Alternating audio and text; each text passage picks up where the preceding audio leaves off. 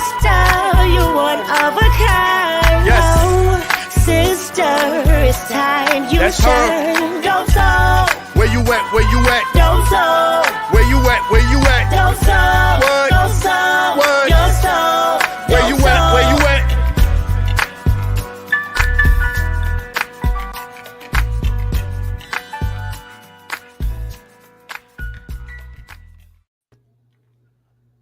Salute, Nick family. Welcome to the channel. Dope Soul Sports Talk, a member of the NBK family.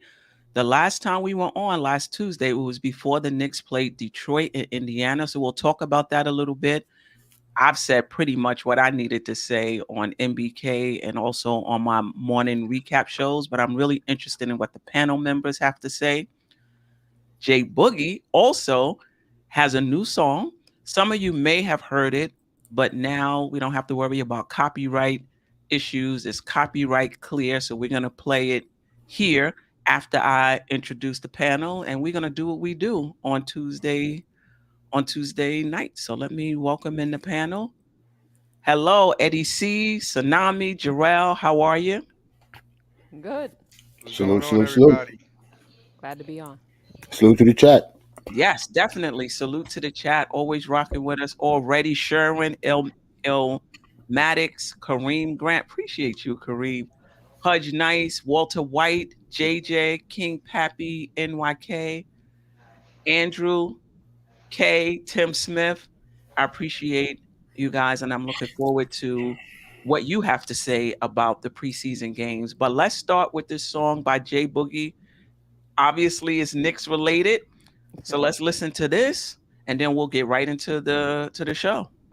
Let me know if you have any problems hearing it. On your blue, tried and true, we the Knicks. New York. On your blue, tried and true, we the Knicks. New York. We still some Knickerbockers. Whole world shockers, all eyes on us. Coming in like Willis Reed. Y'all gonna see all eyes on us. New York. All eyes on us, all eyes on us.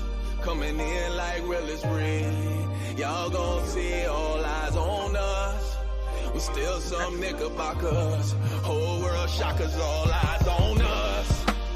What Leon Rose did, no spite of the future set for the young kids. Let off, this a straight aim. I wish the worst and the best way for Danny Ainge. You wanna rob us for our draft picks? Strip us down, take the logo off New York Knicks. I guess by now you don't feel the shine. Them ain't trades we pulling up, them quitting grinds. Let me give you a little history. Us New Yorkers reacting, man, you quickly. Why you think we got the media watching? Fast break through the legs, here come that Obi Toppin. Straight fashion, we got the best clothes. When you in shape, you take your shirt off like Derrick Rose. All you used to be Knicks fans, go ahead and switch. This that block nest mustard for money Mitch. Like please Tom, no time to play. I walk in the garden with a pea coat like I'm Fournier. A Nick jersey, some Levi's, some Butter Tims. This ain't a loop, this a alley-oop, the Jerrell Sims. Keep it real, however, we got a different style. I call Deuce for the pressure, he give me 8 miles. Famous line for the dice game. What the bet is? I raise it up for the Cam and call it Reddish. You read the Bible and know the Quran. Just live your dreams every day, make the team like Quan. Catch the youth before they hit their prime. Work hard, get rewarded, come on Hartenstein. I'm talking to all the East guards. I brought Jalen from the West, now he's an East guard. The same number 11, you know the rod strict. Now you playing against a squad with a baby pick. Look at Julius right now, he know it's game time. That off-season lose weight pivot baseline. That big bucket being made when it's crunch time. That jab step left hand in your face time. I know Drake represent, you see the 6 hard. But turn it upside right, you see that's not guard. This time around for the season, I'm making prop bets. I need 26 mil off that Tyler check. The truth is you gotta be a little tougher. Every time we play Miami, I gotta deal with Jimmy Butler. MIP all-star play, I gotta have it. Pretty boy, young Key Sweat, Broadway Barrett. I know we got a lot of haters. I know we got a lot of doubters. But one thing for sure, us is that orange and blue, we gon' always stick together. It's us against the world. All eyes on us. Coming going in like real is real. Y'all gon' see all eyes on us. We still some knickerbockers. Whole world shockers, all eyes on us. Nice. Nice. That was really Salute J Boogie, man. Salute J Boogie. Yeah, Salute, Boogie. as Kerry Dope Cox on it. said, dope to the soul. Fire, yo. Fire. Yeah, that is definitely fire. And if you haven't noticed, J Boogie, did the intro song to Dope Soul. I got a little sample of it that I'm playing in my little homemade intro. However, the full song and the full version, professionally made, will be out soon. So stay tuned for that. In the meantime, I'll stay rocking with my little version of it. All right, so let's get into it. The last time we met, it was before the Knicks played any preseason games, right? They played on Wednesday. They played Detroit, and then on Friday they played Indiana. So before we start talking about Cam, let me just get your initial impressions of the two preseason games. Anything that stood out to you team-wise, anything that stood out to you player-wise, or anything you're concerned about from what you've seen so far? I guess I'll start it off. It was in line of what I think that we were gonna play like. Thankfully, I wasn't too surprised of anything that we saw. Mm-hmm.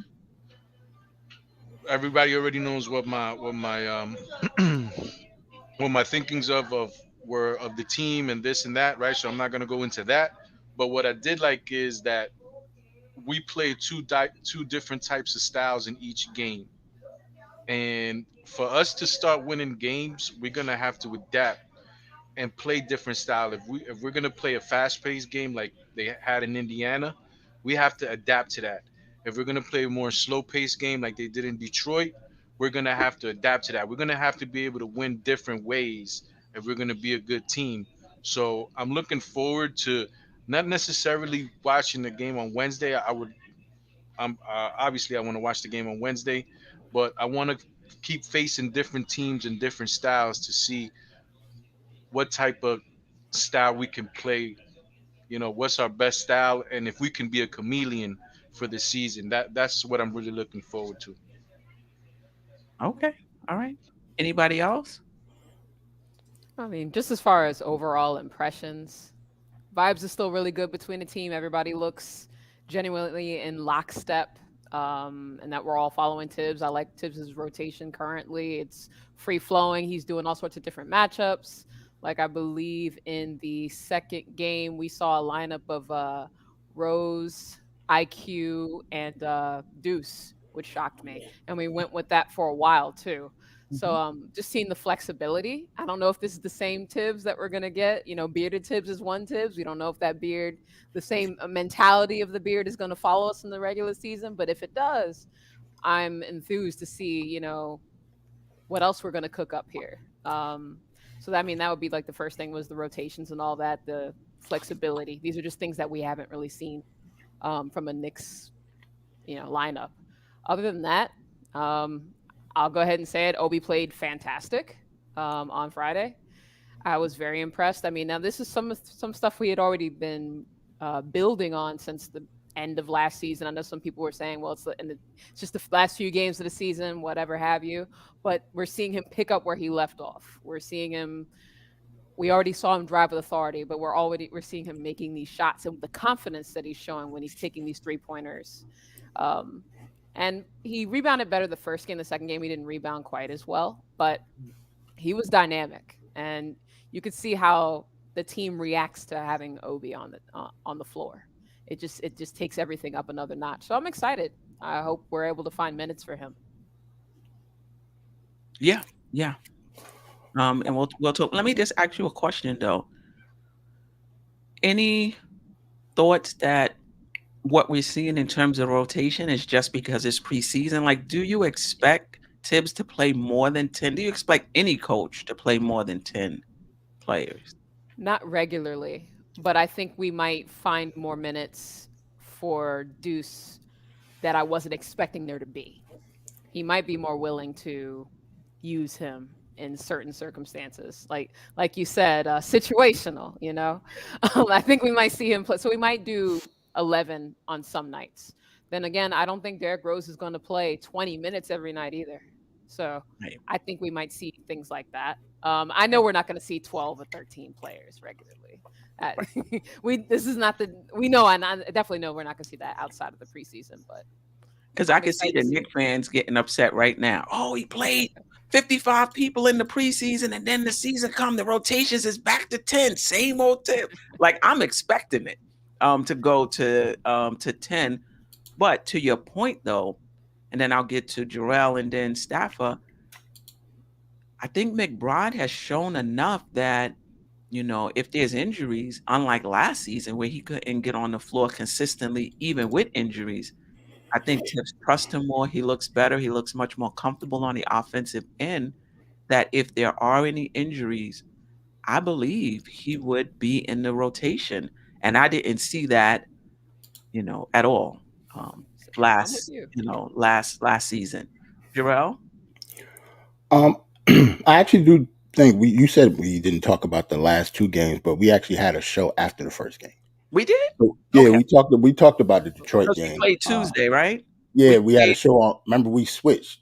We had a show Sorry, on Wednesday because we we did. played on Because Tuesday. the Knicks played Tuesday. Right. There you go. Okay. All right. So it's just the Indiana game that we haven't discussed. Yeah. It's all good. It's just the Indiana game because the first game, we all, bigged up iHeart for his play, and then the second game, he kind of, came down to earth a little bit. Cam started, didn't shoot well, but I think he played well on defense, and obviously it was the Obi Toppin game, man. Like he was the topic of discussion after that game. He actually showed out, hitting a 3-pointer, Mhm. running the floor, playing defense. That was the number one thing for Obi for me. Yeah. Like he I forgot actually, that.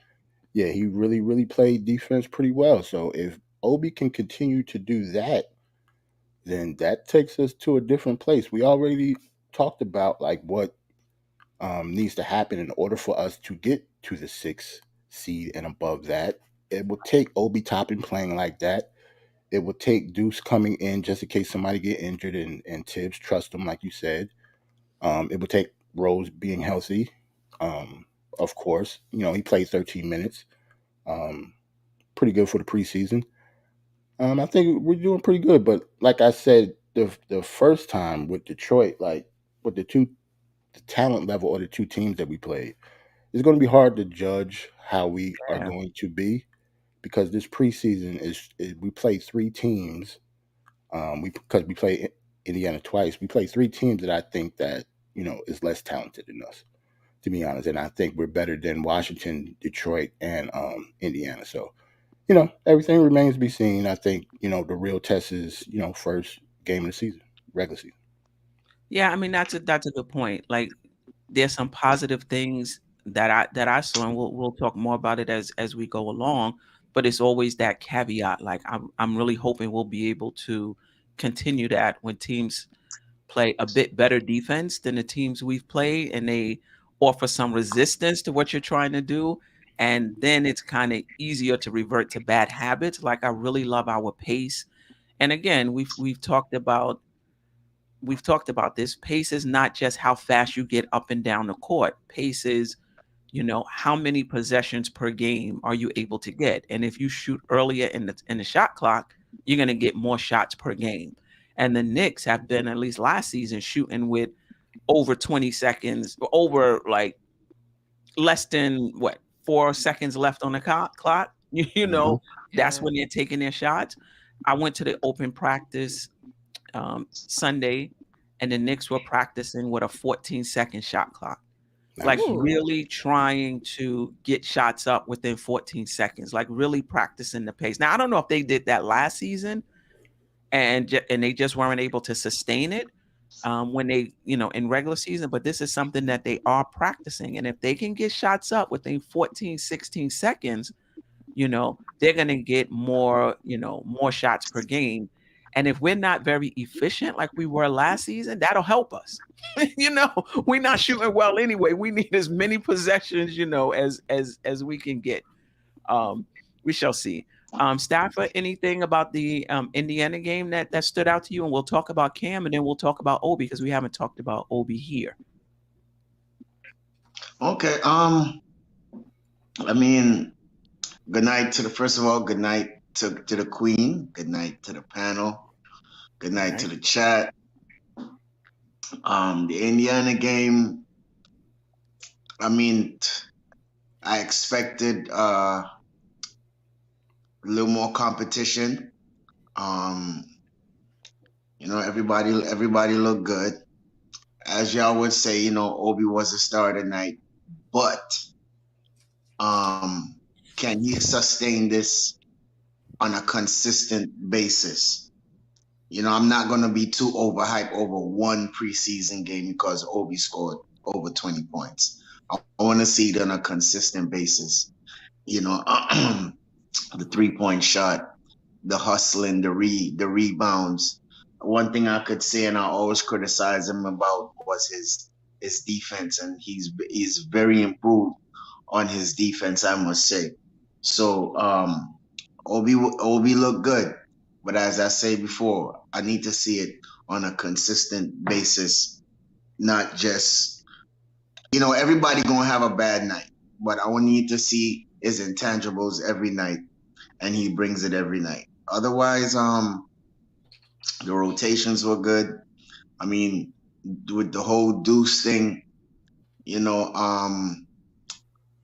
boy, some say Rose mightn't play every night. Deuce might get some minutes. Some people say on injuries, Deuce might get minutes.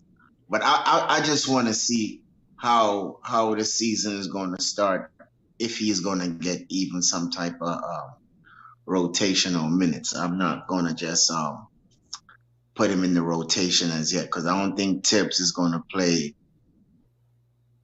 I mean, I'm going to go as much as 10, but I don't see 9. I don't see 11. I don't see probably 12. Yeah, so the Indiana game was good. We still got some things to clean up, like the transition defense. There was a lot of easy buckets I see Indiana was getting. So once we clean that up, we keep the pace. Randle fall in his position, Brunson doing his thing, RJ doing his thing. I think we'll be good. All right. Well, let's start with Cam. I have something about Randle as well that I talked about that I want to talk about with you guys. We'll talk about Obi as well, but let's start with let's start with Cam. Cam got the start in the Indiana game because Grimes is out. Now Grimes played in that open practice and he played very well. He looked great. Okay. Well, Nice. great in terms of moving fluidly and things like that. He looked like his old self, defense, hitting shots. He looked good. So, and Tibbs said he practiced maybe even today, but I know for sure yesterday with no setback. So he'll probably be available to play tomorrow. They ruled him out. Tibbs ruled him out. So Oh, that's why I said, because I'm like, if now he's Cam is going to get he might get another shot. he might. I think they're being real might cautious now. That's what it they sounds practice like. Setback. So when you said that, I was like, oh, okay, I'm glad he looked good then. He did. He looked good. So unless he had a setback, this was Sunday. So he practiced Monday. He practiced today. So maybe there was a setback. All right. Well, Ian reported it. If that's the case, I'm glad he's not playing then. I'd rather have a healthy Quentin Grimes in the beginning of the season than trying to get him out there on a third preseason game for no reason. Okay. All right. So this is even more appropriate now when we're talking about Cam Reddish, about him having an opportunity to impress and get in the rotation. So he started Sunday. Somebody's background. Yeah. He started against Indiana, and offensively he missed shots. Right. He didn't play well in that regard. His defense looked good to me. He was where he was supposed to be. He ran the offense. He didn't look out of place. I felt he played within the flow of the offense. He just missed shots. And one thing that Tibbs will say is you can shoot bad and still play well. Right? Right. And so Tibbs himself is not really focused on the shooting per se, but that you're taking the right shots, whether they go down or not, that, you're defending, that you're hitting your spots on the rotation in terms of team defense, things like that. I think if you're looking for Cam to be all world, I just don't think that's going to happen for, a few reasons, comfort level, gelling with the team. He practices with the second, he practices with the second team. He's starting with the first team. In practice, he had on the white jersey, which was the second team jersey. So I'm not really expecting Cam to be all world. Like when I first saw Lawrence Taylor, he just popped off the screen. Like I'm not expecting that from Cam. I'm just expecting him to play within the flow, play within the flow of the offense, play good defense, keep the ball moving. You have a shot, take it, as long as it's a good shot. And I would like to see him put the ball on the floor and kind of drive to the hole a little bit. But it looks like he's going to have another opportunity. What were your thoughts on Cam in the Indiana game? What are you expecting from him in the next Indiana game? And do you think he has to score per se in order to be in the rotation? I mean, Tibbs was he was interviewed, whether it was yesterday or the day before. All the days starting to flow together, and they asked him specifically about that, about him scoring, and he said, "I'm not worried about that." He also said that he wants to see Cam get the ball more in transition. So I thought that was kind of an interesting quote by Tibbs, and he actually was very encouraging of what he's seen of Cam. I don't know if he's trying to get Cam's confidence up since he hasn't been shooting too well, or if that was just his genuine feelings. I mean, it probably is his genuine feelings, but ultimately, from what I saw, I pretty much ditto everything you said. He played within the flow. Is that a home run? Sorry, guys. Let's go. Spike Lee is at the game. All right. Anyway, this is a very quieted down version. If I was not on the show, I've been very loud. That said, especially for a home run. But yeah, anyway, all that being said, I think Cam started looking how can I put this? He looked a little better in the third quarter of the second game as well. He's still not obviously used to playing with the starters like that. So I thought that was kind of why we saw a little bit of inconsistency from him. He doesn't have any 2-game with Randle. So that didn't really shock me much because the only person he has 2-man game with is Fournier. So there was like some clunky possessions that I saw between those two that didn't go too well. But otherwise, Cam's defense was good. Even if his foot speed isn't super fast, he recovers very quickly. And that's really the key there. His positioning's good. I would like for him to shoot the ball better just because it would, be better for him. It'd be better for the team. We always want our guys to score. Right. But I just hope the ball does go in for his confidence more so than anything else. But I'm satisfied with what I'm seeing. I just hope he does get a chance to go off, so to speak. Yeah, because this is the thing. When you're outside looking in, and I think that's where Cam is right now, I think you got to be a little special. And I just think that I don't think he played bad by any stretch. He shot bad. But I don't think he played badly. It's just that it was an opportunity to kind of turn the coaching staff's head, so to speak. But that being said, they see him every day in practice as well. So I'm not sure, I guess maybe that would impress because it translated from practice to the game. I don't know.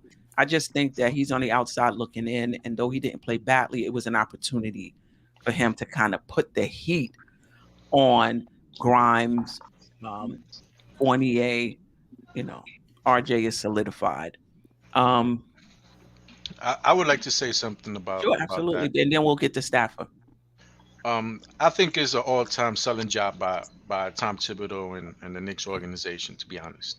Like Oh. I think they're propping him up. They're giving him all the opportunities to say, "Hey, look at this guy. He can be beneficial to you guys. He does this, he does that. He's good on the fast break. You know what I'm saying?" But to be honest with you, what I saw from these past two games did not impress me.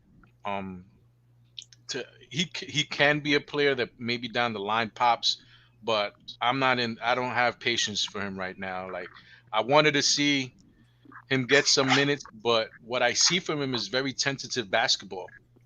You know what I'm saying? Even when he's going up on the fast breaks, like what were we excited about when he messed up the layup and just handed it off to RJ for the like was that the play that was like he's great on the fast break?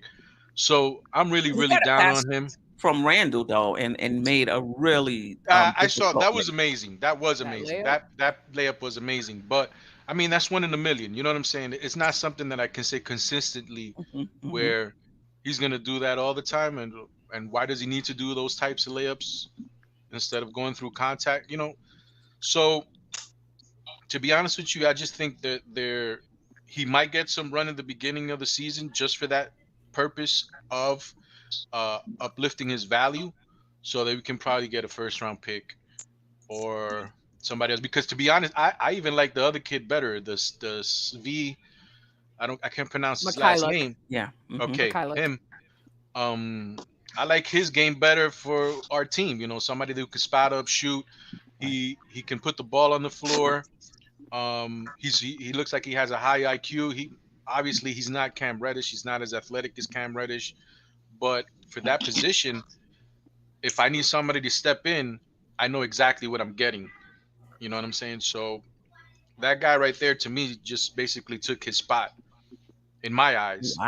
If Wow. I'm using this basketball team, like I would prefer to have uh that kid than Cam Reddish, who is an asset at this point in time, where I can get something else from and still keep that guy on my bench. So that's where I'm at with that. I mean, he is a good shooter, and in the open practice, he shot very well. Also, so he may not, remains to be seen, but he may not be able to do all the things Cam can do. But as far as shooting, he can definitely do that. Staffer, Oh boy, I gotta be in agreement with Eddie C. I wasn't impressive at all. 5 points, 2 rebounds, 2 assists, 2 steals in 31 minutes. As Queen said, this was your opportunity to 21, go out 21. there. Say that's not No his. way. I'm talking about combined. Everything combined Oh, the was first two 31 minutes. preseason He got games. 20. Okay, gotcha. Right, Wow. exactly. Gotcha. Right, Gotcha. right.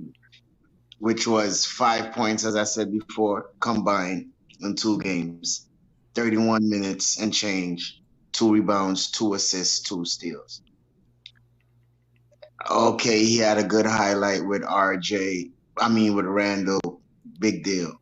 But I still wasn't impressive with his game. He needed us to come out and be more aggressive. Defense was good. I'm gonna give him that. If everybody want to hang their head up on that, which is Tibbs' forte, which is defense, but he needs to come alive. If he wants to be in this rotation, he needs to start coming alive and being more impactful in the game, being more aggressive. And as I said, man, show up. That's all I'm asking you to do is show up. I want you to do good. You know what I mean? I want you to see. I want you to make this team, but right now you letting down your fans. You letting down Tony Crow. You letting down Tsunami. You letting down all these people that's going behind you. Even Simp. So Cam, show up. That's all I'm asking for. Show up, bro. Yeah, when I saw him in practice, he looked about the same. Like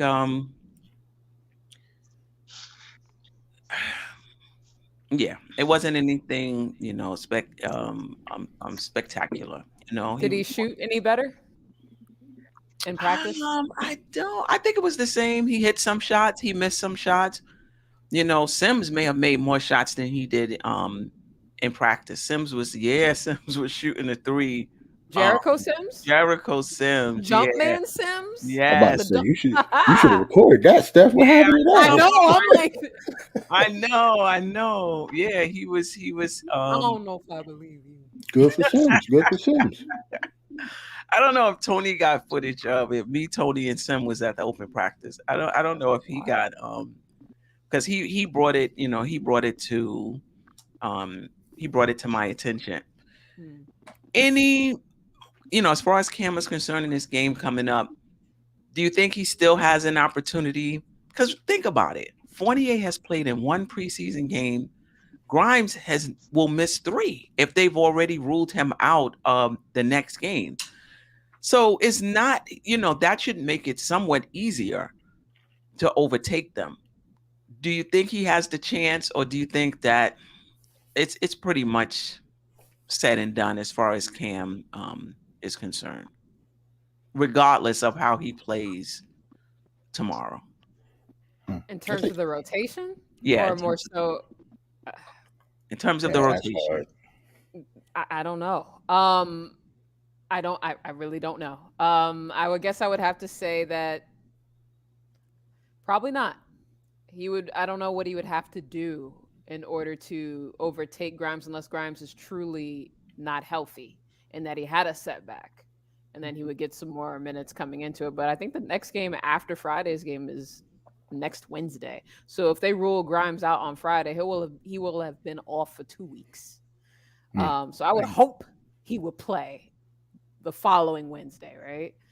So I don't know. I think he'd have to really ball out, and I don't know what all that would entail. I mean, does he score 30? Not on this team.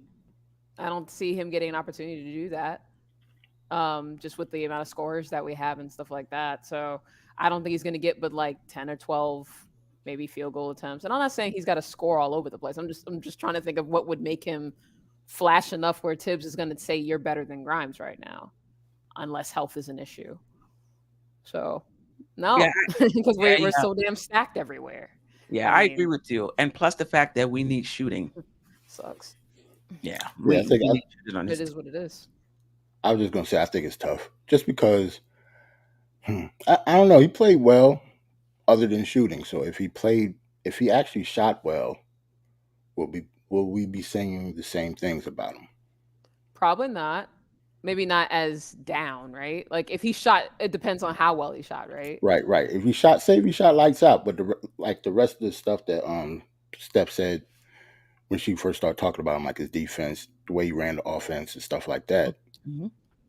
If he shot well and did all of that, will we be saying the same thing? Or is it just the thing is, Jerrell, like we've seen him enough. We've seen him even last year in the games, the opportunities that he has, and he has never really done that. Like he hasn't really, shown us that he can do that. So to put it out there and say if he shot well, obviously if he went 10 for 12 like Obi Toppin did last game, we can hang our hat on something. But he's never really shown us what he can do. We're looking at highlights from Atlanta Hawks games where like they had a whole bunch of injuries, and he was like the only like they were the worst team at the beginning of the season last year, and he had like a 30-point game. There's people in the chat talking about intent and projecting his measurables and stuff. Like I think basketball now, we're past that stuff. We're past the measurables and all that. Like you got to show it on the court. Like it's beautiful. You're 6'9", you have a silky looking game, but if you don't bring it on the court, like it means nothing. Like Grimes is 6'4", and his tenacious defense is just something that you can physically see on the floor what he brings for you. So like I ain't with that. Like if he shoots this, if he shoots that, like all right, show us. And he hasn't. We've given him the opportunities to show us, and he has not done it. So I can't agree with that, man. I need to see it before I even talk about it. I guess like with Cam, we mean like he hasn't had a big offensive game. That's what you mean, I don't or even just shooting in general, like his me percentage as a and me stuff as like that. somebody who's gonna analyze him as a player. I don't care if he shoots well. What I would like to see from Cam is for him to grab the ball, dribble, and try to get open teammates. Try to find people in good spots. Get some assists, get into the teeth of the defense. I would rather that type of Cam than to Mhm. have a Cam that's gonna get the ball, dribble, step back and shoot it. You know what I'm saying? If he can bring me the defense at the top of the key, and he can be a penetrating type of wing who can spew out the passes to the corners, that's the type of Cam that I'm looking for right now. But he doesn't show me anything close to that. See, that's kind of tough though, because what if Tibbs don't want him to do that though, Eddie? Like that's not his role on Okay, offense. but you're playing basketball, Jerrell. Like if you're playing basketball, there's points and times when the coach is gonna be like, okay, this is the play that we're gonna run. But during the game, there's things that happen during the game that you're just playing basketball. Like Obi Toppin was shooting 3-pointers. He made the first. I think he missed the first one. He made the second one. He made the third one at the top of the key. You know what I'm saying? I think that's just playing basketball. I don't think that's like plays being ran for him. You know what I'm saying? So when you're playing basketball and you want to feel like you're the best player on the court, you got to take the bulls by the horn and you just got to go out and play. Be more I can name aggressive. 2 games. That's I said can name before. 2 games in which he did play very well. 2 off the top of my head, and that was one when he played against the Clippers last year, and also when he played against Golden State. So you Yeah. can't say he never did anything. That's a misnomer. That's not true. And plus the whole. And he. I'm sorry, I Go didn't mean ahead. to cut you off. Go ahead. No, Go I'm sorry. ahead. Go ahead. No, you good, Jerrell. I was just gonna say like the whole take the Bulls by the horn. You can't like he was just a new person on a new team. Everybody says that Tibbs don't trust him, right? But he's supposed to do that. Like that's not. You're not gonna do that if you're just new on the team. Like how Do you many think he's games been did he play? pressing? Yeah, definitely. I think he's been pressing. Like that's not his role on the team. Like, but I do agree with Eddie what he said how he should play. I don't think Tibbs want him to play like that. I can tell by the way when he gets the ball what he does with it. Like, is I that mean, Tibbs though, or is that him? Because Tibbs said in the was it Tibbs in the press conference? No, Grimes in his press conference said Tibbs is giving us the freedom to put the ball on the floor. Okay. You know, he's giving them the freedom to put the ball on the floor. And I've heard other players say, not necessarily this year or last year, that Tibbs doesn't really care what they do on offense as long as they take quality shots. Like, he's not that structured on the offensive end, like, oh, you shouldn't have put the ball on the floor. Your role is just catch and shoot. It's just a matter of read and react. Defensively, Exactly. another story. So I'm wondering how much of it is Tibbs saying, what? I don't want you to dribble. I don't want you to put the ball on the floor. And how much of it is him just trying to find his place in the offense? Well, I guess we talk about countless times how Tibbs either put somebody in the corner or how he didn't use Evan Fournier well. So yeah, I'm not. I think it's Tibbs. Like, I don't buy everybody can just do whatever they want to on offense. No way. Well, or our offense wouldn't have looked like that last year. but is Tibbs pertaining to Cam Reddish? Because that's what we're talking about, right? Yes. It's Well- Tibbs. I didn't hear what you said. It's Tibbs. What? Like, it's what you're saying is Tibbs pertaining to Cam Reddish because that's the player in particular that we're talking about. Well, no, Like, you I'm think talking. it's Tibbs that's not letting Cam Reddish do the things that we want to see him do in the court. No, I think it's just his offense. Period. Like I don't think it's just goes to Cam. I don't buy that anybody can just do anything they want to on our offense. No way. Okay, If so that's then, the case, our offense would not have looked like that last year. so what happened in Atlanta with Atlanta with him? What do you? That's kind of a loaded question. What do you mean? What happened to him? Yeah, like why did Atlanta believe that he wasn't, the player that they wanted, and they were willing to give up him for Kevin Knox in a first round pick, who Kevin Knox is no longer on the Atlanta team, Mhm. and the first round pick is looking very doubtful to convey, at least for I don't know the logistics, but is looking very doubtful for them. Like, what was the reasoning for them to give up on him if you know all this stuff is all these great things are being said about Cam? Well, I guess maybe he's the one who demanded a trade, though. They wasn't shopping him at first. So when he demanded a trade, I'm not saying that he's good enough for you to, hold on to and just have a disgruntled player on your team. But you have to have some type of like a commodity for them. They got something for him. Yeah, it's not that, that's what I'm saying. Like, it's not. They basically gave him up. They basically gave up on him. To be honest, like they basically gave up on him. We had a draft pick and we had a player that we had given up on. We basically traded our trash for their trash. To see, I'm putting quotation marks. That is pretty strong. And I'm putting quotation marks. Is trash? You think Cam is trash? You think Cam is a trash basketball player? Yeah, I think so.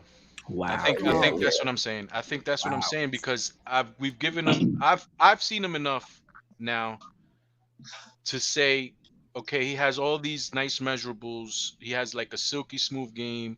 Go into the basketball court and the president is here. What does he do? Nothing. You know what I'm saying? He doesn't do anything. So, what do you equate to a player that's out on the floor all the time and really doesn't, give you much? Boy, Eddie, I'm glad you said it instead of me. I guess I just because it's the truth. Because it's been we've seen him a lot already, and we just keep coming back to like, I wish he would do this. Like Jerrell said, what if he had this? What if this? What if that? Like, my beginning statement is we're propping him up, we're giving him playing time, we're telling him, oh, he does this great, this great, this great. Try to see if we can get a pick for him. I mean, trash is real strong. I don't think he's trash, obviously, but I think two things. One, he plays better with the ball in his hand, right? And so throughout his career, and you can argue, it's 4 years, you should have made the adjustment, but he plays better with the ball in his hand, and maybe he could have or should have, or maybe he was, doing a lot of work off the ball and it just hasn't translated, and number two, he's trying to gel, and you could say this is an excuse, but he's trying to gel with the first team when he practices with the second team. I'm not going to say he's trash, but I would agree that ceiling that we thought Cam had and giving him that second chance in New York, that maybe he would kind of move toward it. I know he's still young. He's 22 years old, going into only his 4th season. But for me, I'm okay if Cam is not in the rotation. I'm okay if the Knicks move on from Cam Reddish, and I know we're taking a chance that he may blossom somewhere else. But I'm okay with it. Anything can happen. People blossom at different rates. Sometimes you give up on a player, and then the next thing you know, they really take off. I'm just okay with the Knicks playing Fournier ahead of him. I'm okay with them playing Grimes ahead of him. I'm okay with them playing who's the other person in the running. I think that's it. Just those two. We talk about just at the 2. I mean, IQ.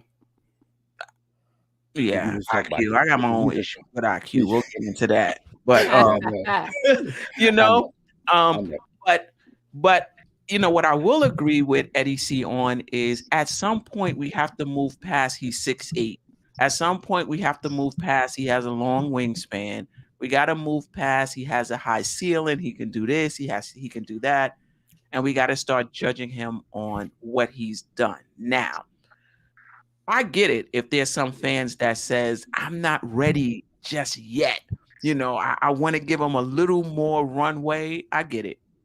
And I'm okay with some fans who saying, I've seen enough. I'm going to cut my losses right here. Tony, welcome to the show. We got the president, the vice president, and the treasurer of the Okay. The Cam Hive.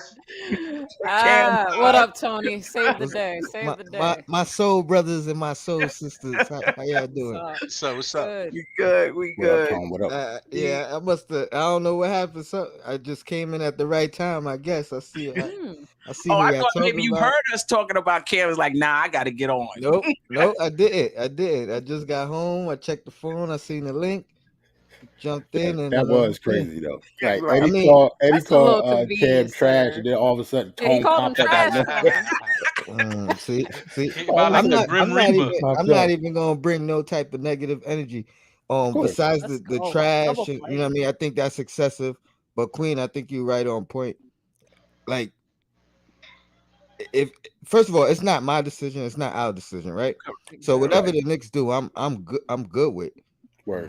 I just don't like the sentiments of just get rid of him, just what I mean, just move on from him.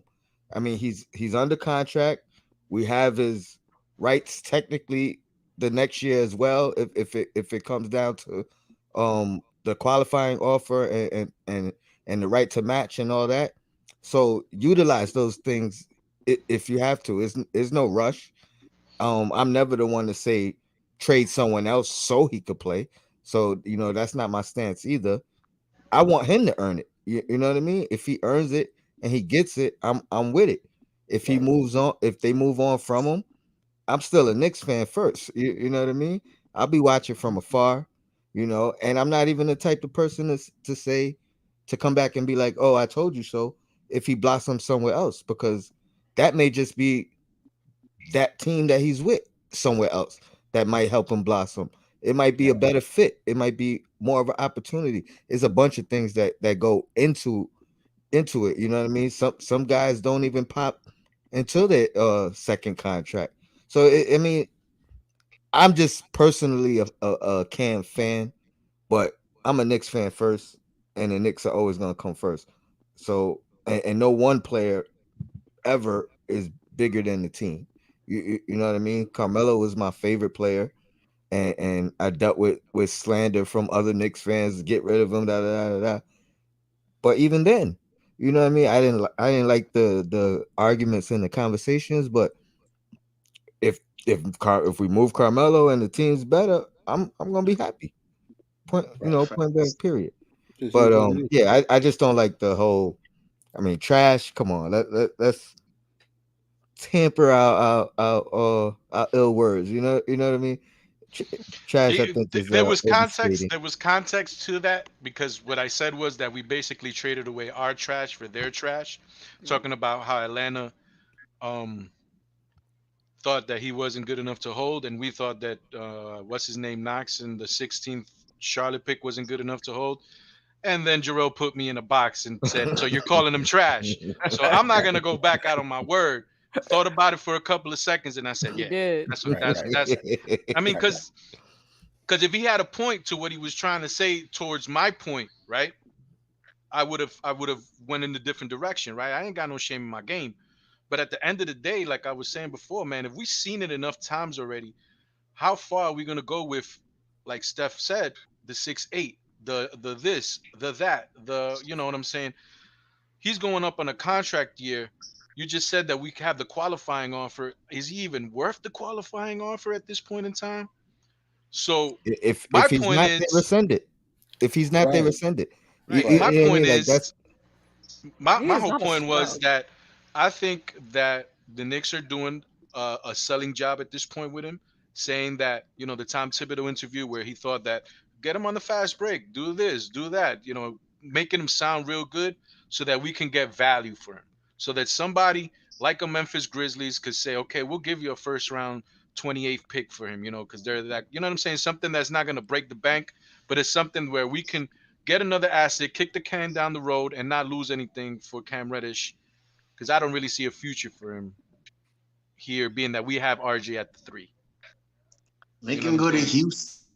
Make him go to Houston or somewhere where you could get an opportunity. The thing is, Houston is going to have a high pick. I don't know if they have extra picks. Like if they have a low 27th pick, man, to be honest with you, bro, I wouldn't even give up a 27th pick for Cam. But if we can get something like that, like I would do it.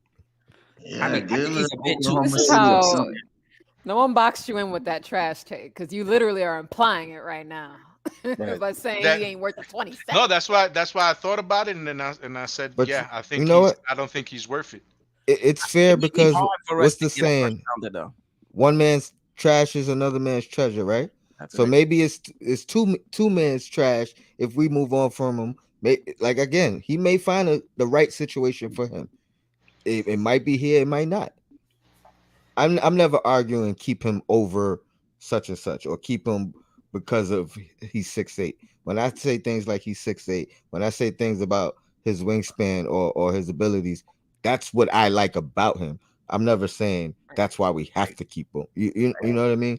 Yeah. But yeah, you guys will never. Only Cam can make me leave the Cam Hive. Let me Right. say that. Well, let's. This is what Kerry Cox said. And this is referring to, Cam and just his ability to defend the threes. Will Grimes be able to defend small forwards? Now, in that Indiana game, Tibbs had in a 3-guard lineup, and it was really small. It was Rose, I believe, Obi, and Deuce. McBride. I'm like, well, if they could play the 3-guard lineup, then we could definitely stick Grimes in there at 6'4", but still. In that lineup, he is going to be undersized. He's going to be going up against taller players. I mean, he's a strong guy. I'm not sure they're going to push him around. He's very good on the perimeter, moving his feet laterally. I'm not sure they're going to be able to go around him, but they may be able to shoot over the top. Do you think that? Forget about Cam offensively. Mm-hmm. Is it like there are some guys you're like, he's not a great shooter, but what he brings on defense, we don't even have to worry about it. Like whatever he gives us on offense is just gravy because of what he does for us defensively. Do you think Cam is that type of player at the small forward in terms of, forget his offense and he'll give us offense in transition, shooting off the dribble, whatever. But do you feel like he brings so much defensively that if he doesn't give us much offensively, it's worth it? I think he's starting to figure out that that's where he's gonna have to find his niche on the team. And that, I'm going back to his comments or media day or whatever when he said, he referenced defense 2 or 3 times, and he said, "I'm not worried about my offense. I know I could score. I know what I could do." So I hope he understands it, but I think for him to see minutes on the floor is going to have to be based off of what he can do on or what he's doing on the defensive end, and then, like you just said, anything else is a bonus. But that it might be a triple bonus if he actually finds his rhythm and starts to utilize all the tools in his toolbox. Well, if he goes ahead and does that, Tony, where is the space for Deuce now? Because Deuce is the same type of player, aggressive on defense, but can't get to the hole to save his life, right? So I mean, with both of them having the probably similar type of games, it's more likely Tom Thibodeau will give Deuce the edge because he's more familiar with Deuce and he trusts his Deuce. So I mean, Queen, when you said if the defense might be his thing, then what will we have Deuce for then? But they play different positions though. Right. Yeah, but I understand that. But the same thing as you were saying, he came in and he played 3-guard lineup, right? Which Deuce also was even guarding small forwards in that particular game, right? So I mean, if Cam comes in and do those things, do you still think Deuce is going to get any type of time? Deuce? Yeah, knowing that it's the same defensive intensity what probably Cam should be having. I think Deuce will get time if there's an injury at the point guard position. But I don't, even though Tibbs went with that 3-guard lineup, if everybody is healthy, I just don't see him going with that with McBride. And I still think Cam is ahead of McBride in terms of situational players. I think if we're gonna say that, then we should put Cam in a situational spot also too. Right now he is, and that's the question of the day. Can he fight his way into the rotation? Given that Grimes has missed 3 games in preseason, Fournier missed 1. I'm not sure if he's going to play Thursday. Can he force his way?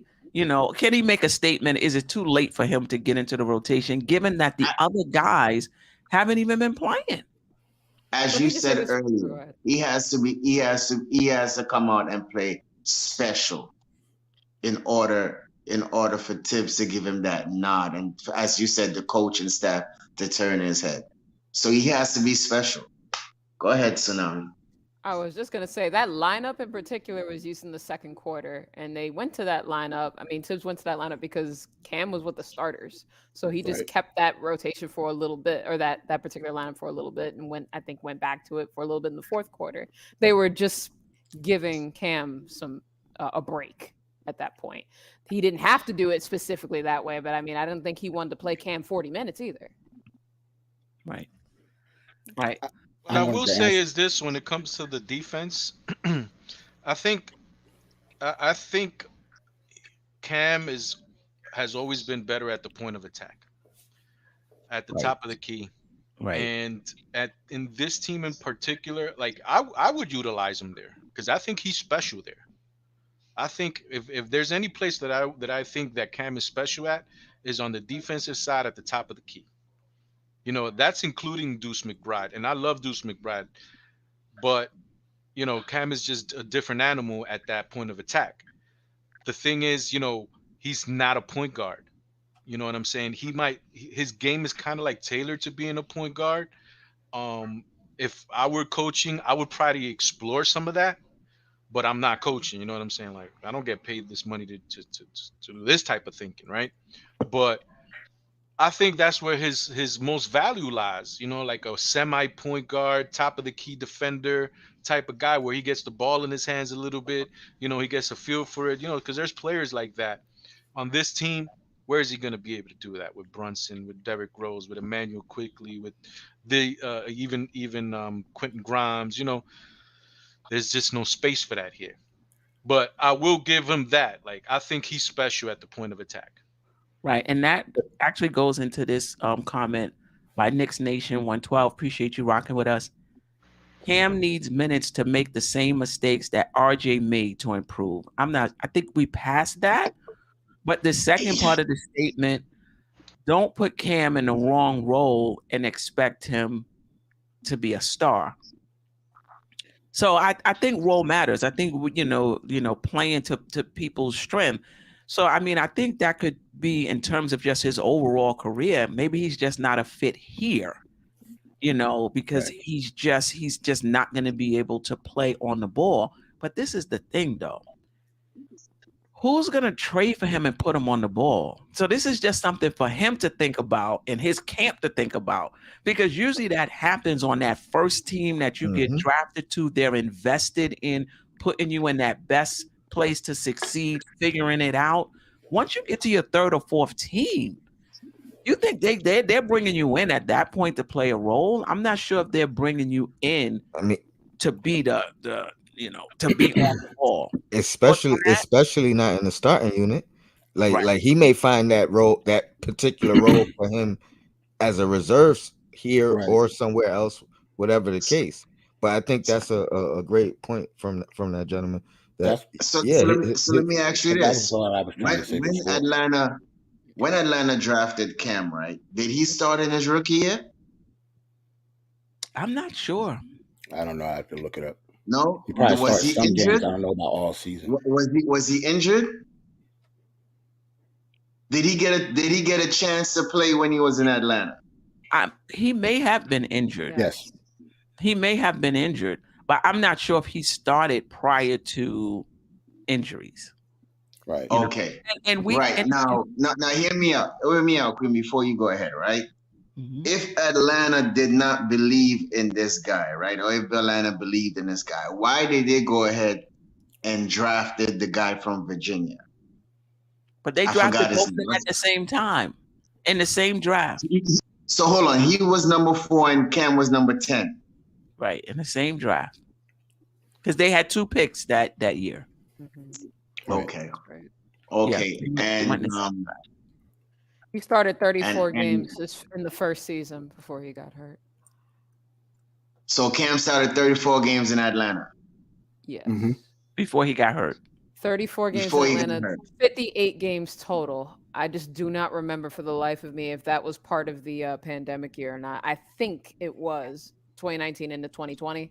So I think that cut the season short regardless. And I don't think Atlanta made it to the playoffs that year. They went to the playoffs the following season, right? And then the next year is when he hurt his Achilles. I do know that. So it could be a little bit of both. I mean, let's not underestimate, a young player coming into the league, getting injured, missing 40 games, then the next year missing, significant time. I'm pretty sure it impacted his development, and it also impacted the team. They had to move on. Like, you keep getting hurt. Like, we trying to win games here. So I think that that's what Eddie C is saying, right? We are seeing this guy all the time. It's time for us to stop saying, well, the wingspan and all of that, and what we've seen, and he scored 41 in this game, and he's a Knick now, and what is he doing now? And absolutely, he's not bringing anything to the team right now. So, as I said before, he has 2 more preseason games to prove himself to try and squeeze into the rotation. And if it's not, he's going to be situational. I disagree though. Even as a situational player, you're going to get an opportunity to get into the rotation. We've seen it time and time again. Like, how did Deuce get into the rotation? I mean, how did Grimes get into the rotation? Right. He got his opportunity and made good decisions in it. So I have no problem if he's situational coming into the season. Right. I just hope that when the opportunity arises, he rises with the opportunity. Okay, and he did. Fournier hasn't played, as Queen said earlier. Grimes hasn't played a preseason game yet, bro. And you still telling me that we still need to give this guy a chance, which we will, and which we will see, right? But I mean, it's all up to him, bro. And he's in a contract here. And regardless of the fact, if you're in a contract, say you supposed to want it, bro. You supposed to want it. I mean, I understand Jerrell didn't agree with taking all the bulls by the horn, but that's what he need to do. Be more aggressive on the offensive end. I mean, you say you could score. We want to see you score.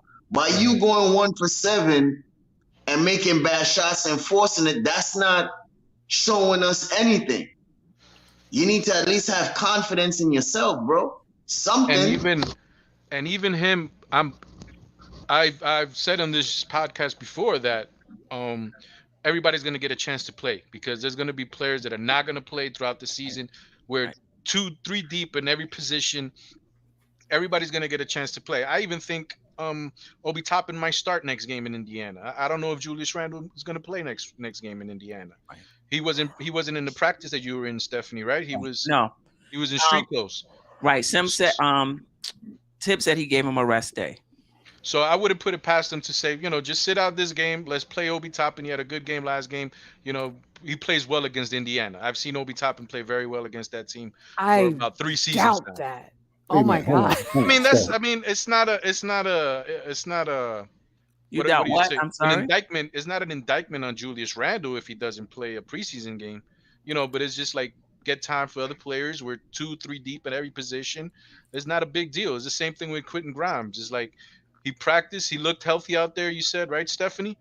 Could he probably play? He probably can play, but there's no need to rush that. We have this kid in Cam Reddish who we want to see. We want to see him do well. I would love to see Cam Reddish do well at the beginning of the season to up his value so that we can get an asset for him. And That's there's what no my hate on the kid.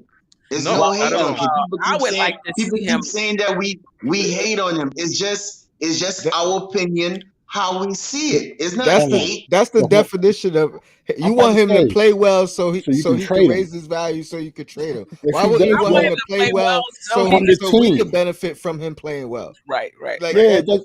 that makes no sense. Why do you want him to just play well for him to be gone?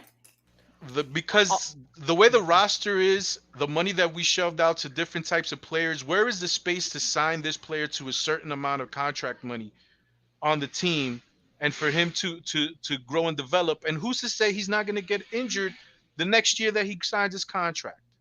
So, well, yeah, but so in But that that's for anybody. definition, that's you kind of almost hating. Like I wouldn't say that you're hating or on him because I don't think I'm not hating on right. I know. Let me I finish. genuinely don't hate on the guy. I genuinely do not hate on him. I, But I I I have really enough don't think players you on my do. team. I have enough players on my team. But there has to be a reason why. If you have enough I players mean, on your team, if he plays Look, well and he I'm plays better gonna than one of quote those what the players, Queen said, right? I'm gonna quote what the Queen said on her show when it was Saturday morning. I think it's we are not here to how did you say it, Queen? You're You not can't going bring it to up and then not be able to quote it. Stop. right? hold Stop on, hold on, now. hold on. Let me remember. Calm down, Tsunami. And plus, I can No, tell you hating we're not because gonna you didn't even let me sugarcoat. finish. We're not gonna sugarcoat and just be happy with everything that we see. No. Once we see it, we're gonna criticize it, we're gonna analyze it, and we're gonna give our opinions. We're not gonna sugarcoat anything. right. You This understand is what I'm not saying? the So pom if we pom see it how podcast. it is, that's Exactly. exactly.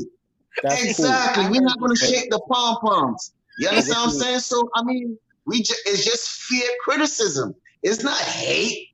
We want the guy to do well on the team, but Yeah, if he's not so you showing could his trade him. potential, yeah, that's not if he's, criticism. I didn't say Yeah, that, but Tony. at this I point, didn't say in time, that. hold on, Stafford. At this point in time, we've given him enough time for him to show us what he can do.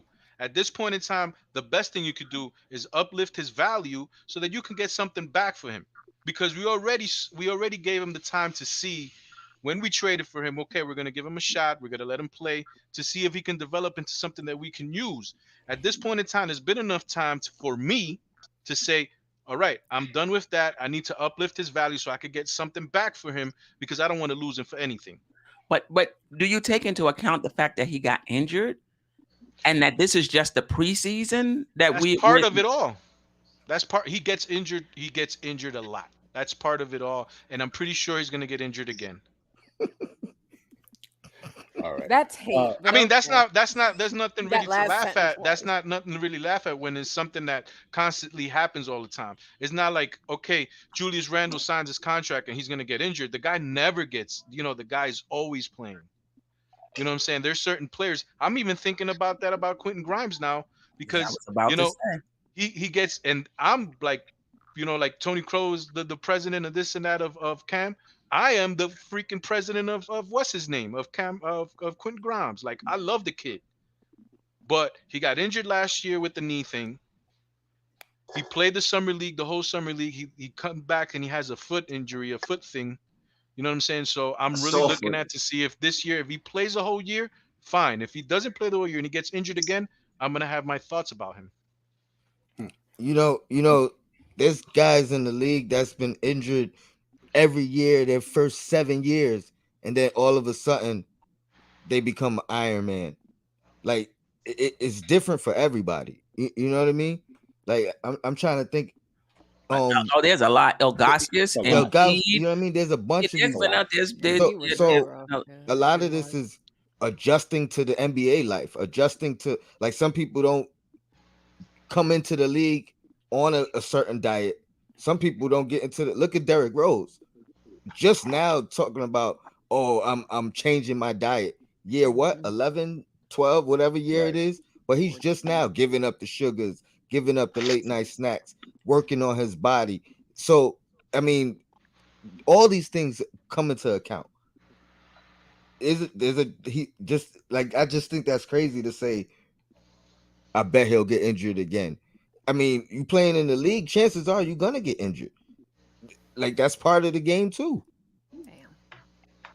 Right. I mean, for Stephen Curry, everybody says Stephen Curry. I mean, he played the first year he played 64 out of 82. The second year, 63 out of 82. And then the third year he only played 5. Then came back 69 out of 82. So I'm not gonna say he's a super injury guy. But this is the thing with the injuries. George gets hurt a lot too. Yeah, you saw enough in them to wait for them. And that's the thing with Cam. Like when you looked at Embiid, right? Even though he didn't play that first year, you just knew that this guy is from what I saw at Kentucky. Was it Kentucky? Did I get that right? Where was Embiid? Kansas. Kansas. From what I saw at Kansas, he's a really good prospect. I'm going to wait for him. Right. Steph Curry, his stats that first year was really good. So you're like, yo, I mean, yeah, he got hurt. He missed 17 games, but this guy's really good. I'm going to wait for him.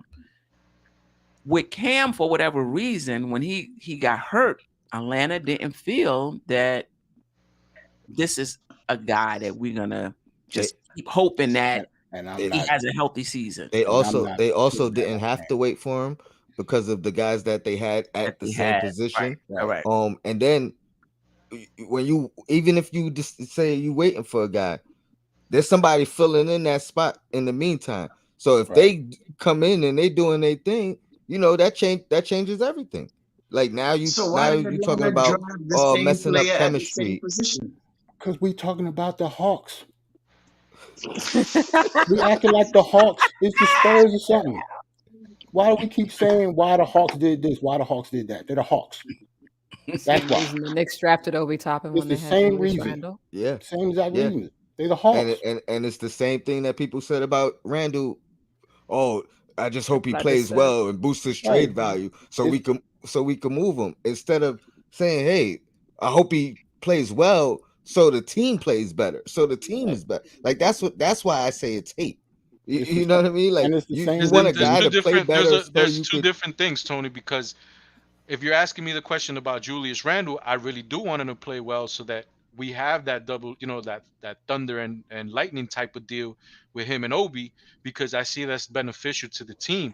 Obviously, I do want a 3 with Cam's measurables to play well for the team because that's something that we need in the team, but it's just not equating to that when he comes and steps on the floor. When he steps on the floor, he's not playing as well. I don't see it jump out the page like I see other things jump out the page. Like, I'm going to put in a lesser player in here. I'm going to put in somebody like Deuce McBride. Obviously, he's not as good as Cam Reddish. He's not even as good as, let's say, Derrick Rose, even at this point in time.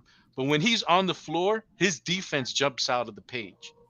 Like, I could see that. Like, that's tangible for me. You know what I'm saying? So I could say I could work with something like that, especially with a player like Emmanuel Quickly, who's a shooting guard, basically. Those two guys, they work together well. You know what I'm saying? I can even see a Joker Bitus is not even on the team. If he comes over next year, I could see him playing with Deuce McBride. Like, those things, they fit together. I don't see it when they come out of Cam Reddish. Like, it just doesn't pop to me no more. But this is the thing, though. Our expectations when it comes to McBride is not that high. So I wonder is it an expectation thing, because what is McBride doing? He's playing really good defense, which we like. He's definitely looking better on offense, and that's okay. Cam could be doing something similar, but I think because we have higher expectations of him, it's not enough. We want more than that. Goes back to but your question, Jerrell, it kind of stands though. If he's hitting his open shots, are we even having this discussion? No. I mean, we that's fine, but like, okay, so then go ahead and hit him. Like, next game, he has another opportunity. Like, at least get me 15. I mean, I thought you were throwing him away though. So I am not. Listen. I'm always looking ahead. Trouble. No, I'm always looking ahead though. So I know that he's coming up on a contract year and he wants to get paid a certain amount of money. Yeah. Right. That's first off. I know that the qualifying offer is coming up too. I know that, we're actually needing somebody in that position. I know that we had picked up somebody who's can play that position like that. I can't pronounce his name. Tsunami. What, Sweet. Mikhailuk? Yeah, What we were Mikhailuk. talking he about can step earlier? in. He can step in and play in that position tomorrow. I have faith that guy. He's not good. He's not the best player in the world, but I know what I'm getting when I put him there. You're fine with Um, him being a complete defensive liability. You're Right, he fine with stinks that, on just defense. because he can shoot. And On and and this then that's we team, have on a the defense. Tips team, We have sir. there's On a the Tips this is a team. defensive scheme. We're Okay. really not great defenders. Jalen Brunson is really not a great defender. I don't You know think what I'm he's saying? terrible though. I think Oh, he's average. But go but ahead. the scheme is going to help out, right? You're So talking about this is a team scheme defense when you say defense. the scheme. Yeah, but with So team defense, you can't have a lot of individual liabilities Right. and expect the Precisely. team defense to Let's- to make up for it. Let's And, just People say- are ripping But if Evan Cam is Fournier the to third- shreds because of his defense, and then we're But gonna if put Cam is the Evan Fournier third- out and put him behind him. But if Cam is the third small forward on the team, so then third, what's- it's only Third. we don't even have a small forward. Yeah, he's the only small forward on the Quentin team. Grimes. Quentin Grimes is the backup small forward. But he's playing out of position though. He's a shooting Right. guard at 6'5". And at this point in time, he's still and we better don't than know Cam and we Reddish. don't know that yet. Yeah, We but don't we even know that yet. that he Yeah, can back to be up small honest. he's out. And Yes, we and do. from what Yes, we Tsunami do. said, I didn't hear the report. He's out the next game. No, but He's the rotation is going to be Derrick Rose at the point guard, Emmanuel Quickly at the 2, Quentin Grimes at the 3, Obi Toppin at the 4, right? Isaiah Hartenstein at the 5. So doesn't that make Cam Reddish the 3? He's What playing I'm the third 3, but three? he's not a 3, but he'll be Yep. playing the 3 position. and what I'm saying is the season hasn't started yet, so we don't know what it's Right. gonna be. You know what I mean? We don't know if Quickly is splitting minutes at the 2 and the 1, and Derrick Rose is splitting minutes at the 1. Tony, I think you get his point. I think he's just saying about how the rotation is set. Those are the rotations that he said that is set already. Tone's point That's is what I that think the Eddie C rotations is haven't saying. been Not set yet. Yeah, Tone's point is that the rotations have not been set yet, Steph. No, that's the opposite what Eddie C is saying, that the rotation is set and Quentin Grimes already has his spot already. Yeah, but it's I not set. understand. Regardless if he's not playing in That's the fine. preseason or not. It's That's not fine. set though. That's fine. That's fine. You guys, it's fine. When the first game comes around, we're going to see who's going to be the Right. backup 3. Right. We'll Yeah. But listen, do we not? I feel like we can use a backup 3 on this roster that's 6'8". That's 6'8". I mean, I think when it comes to Grimes, he's going to play that position, and he's a very good defender, so maybe he'll be able to play those taller than him. But in a perfect world, I would like us to have a 6'8" wing with a 7-foot wingspan that could defend, that position in a perfect world. But obviously, if we don't have that, then we have to go with an undersized guard at the backup 3. Which very well maybe looks like it's going to be Grimes.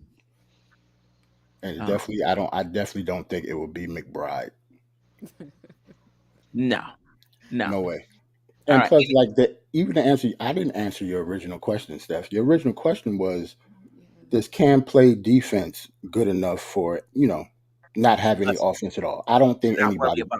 I don't think anybody on our team plays good enough defense for me not to worry about the offense at all. Okay. That was the problem we had with Mitch. Right. So I can't like in good faith say that like if he just plays lights out defense, I wouldn't worry about his offense. No, that's what everybody though, not just Cam. That's not gonna happen. Right. And I think the other point, Eddie C brought it out because I see people in the chat saying, "What's the rush?" I mean, the rush is that he's up for a contract. Right. It is now, a rush. Unless he's going to agree, and if the Knicks don't sign him, before the season start, he becomes a restricted free agent. And now whatever he gets on the open market, the Knicks will have an opportunity to match, Right. So unless he's going to, I'm talking about before the season, unless he's going to sign for like $5-7 million, I think he's going to restricted free agency. And I think the Knicks will then. I think so too. Will either match or do a sign and trade. Tone? I don't even think they're gonna match. The season ain't even start yet. Stop. Like, you gotta let him at least play first. I'm Stop. serious. This is the same. We're gonna let This him is go. But I'm saying this is he the hasn't same played problem yet, that I though. had with people talking about RJ and we gotta pay him. Yeah, let him And play. everybody projecting these numbers of what he's gonna ask for and what he's gonna demand and such and such and such. And nobody said 120 with incentives. You know what I mean? So to say it's a rush because he's in a contract year and we gotta pay him, that stuff is gonna handle itself out. Like you don't have to. When you have to rush, it's when you know you want this guy and you want to get, save a couple dollars or you want to lock him up in advance so you're not going against other teams, fighting against other teams trying to keep your player. When it's a situation like this, it's gonna work itself out. There is no rush. Because the ball is in your court. If you say, you know what, Cam, go ahead, go into restricted free agency, you don't have to match. It's your choice. So if they offer him a deal that you say, oh, that's a good deal, you say, you know what, I'm gonna match it. If they offer him a deal that you're like, I don't know if I want to pay that much, you don't match it. You know what I mean? You still have an opportunity for a sign and trade there and say, hey guys, you could give him a 5th year and we'll help you out with that. Just give us such and such and such. But what I'm talking about, Paris Duggar is saying, what's the rush? He still has time to develop. No, I agree with that. No. I agree with that. Yeah, but it's still a rush for organization wise. Well, like he has the season. It's not like he's a Grimes and you saying what's the rush because you have him under contract for the next 2 or 3 seasons. It's a semi-rush in the sense that it's really just up to the trading deadline where the Knicks have to decide if they want to get something for him. Otherwise, you do risk letting him go. Right. You need to get something. I'm saying. Yeah, as much as we disagree on Cam, I would definitely agree with that. It is a rush for him this season. He needs to for ball him. out. That's for what him, not for the team. That's what I'm saying. It's no rush for the team because if he plays well, his value goes up. If you want to move him, you can get something for him. But you know what I mean? If he's not playing, if he's playing mediocre, it's still gonna be. You're not gonna get like a high value in any return. So the rush is only on his end, in my opinion. Right. Like he needs to figure it out, a niche. He don't have to cap out and be the best Cam that some of us think that he has the potential to reach. He just has to find a niche at this point. Something that keeps him on the floor, something that other teams value or we value and say, hey, he's doing this and this great, and he still has the potential to do these things down the line. So I don't think there's a rush for us to make any decision. Well, you can lose him though. That as long as you're okay with losing him for nothing, then that's fine. That's exactly what that's part of the business too. That's what I said. Like, right. I just want to say something to Paris Duggar when he said he has 2 years. What's the 2 years? It's probably mean the qualifying offer. The qualifying offer. Okay. And that's the other thing. When the real risk of losing somebody for nothing is only when they're unrestricted, because when they're restricted, you still have that choice. You know what I'm saying? If you rescind that qualifying offer, now you're taking that risk of losing him for nothing, because now you can't match. Now even in a restricted free agency, what if he gets an offer that you're not willing to pay? Then you're losing him for nothing as well. But that's your choice. That's what I'm saying. You're choosing not to match it, so you're choosing to lose him for nothing. Right, but you're still losing him for nothing. I think that the Knicks, listen, if you're a good front office, it's about asset management. And when we get in, you're not going to extend him. We get into the season, he's not playing. Yeah, that's a completely different situation. When it gets to the trade deadline, right, I think you got to see what you can get at that point. Because if he's not playing, I agree. That's already telling you that we're not matching no offers. Because if we really felt him like that, he would be in our rotation. No, I agree with that 100%. But even in that sense, at that point, what are you really you're gonna take 2 seconds. You're gonna take a second. You're gonna take whatever it is. Correct. So that's what I mean. Like, so at that point, is the 2 seconds as so valuable that you don't just let it rock out as an insurance policy? I would take 2 I would seconds. take 2 seconds. I would take 2 seconds in a heartbeat. I mean, to lose him to if he's not playing, he's not in your rotation. That's telling you right now we're not re-signing this guy. Listen, I'm not disputing that. I'm just saying the 2 seconds they're not any value until the draft. Him still being on the team, even if he's out the rotation, even if he's situational, he's still an insurance policy. He's still a body. If somebody goes down, that's what I'm saying. Kind of saying. I think Tony. I would take the 2 picks over the insurance policy if we ain't going to that's to me that's crazy. Like Tony, 2 seconds. 2 seconds. If you talk about a first, sure. You know what I mean? Like, you're not getting a first. But 2 seconds or a second at that point, I'm like, I don't know what you know how we got 11 second round picks. In the next, when we, you know what I mean? We do 13. I mean second round picks improve. Very valuable nowadays. So Tony, so is Stephanie, Eddie C, and Stafford. So is Stephanie, Eddie C, and Stafford, we on the same wavelength? Tsunami, Jerrell, and Tony Crow on the other side. Right. All right. Right. But you know what? Tony, we all support the same I need to ask one question. One question to Tony. Let's go Knicks. So Tony, this niche that you said he needs to find, what niche is that?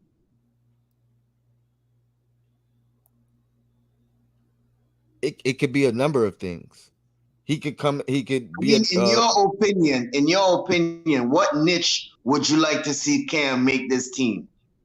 What niche should he have, or should he portray in the Indiana game when you watch if I was tomorrow? in Cam's camp, or if that was me, or in his position, my focus would be on trying to be a lockdown defender every time on the floor. Take my open shots when I have them. Don't hesitate. Let the offense I'm not trying to push. I'm not trying to force it and show everything that I could do. To me, that's a detriment at this point of his career. Like even though and he's in a tough situation. You know what I mean? Contract year and all that. But you can't go out there and just say, all right, like what he said last year, I feel like I'm all-star. I feel like I'm a star, and come out here and try to be that if that's not what his role is on this team. That could hurt him, and that could hurt us.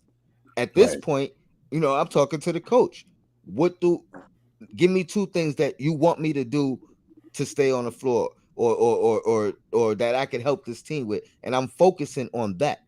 Like the ceiling thing, that could come down the road, in my opinion. He don't have to reach his ceiling right now.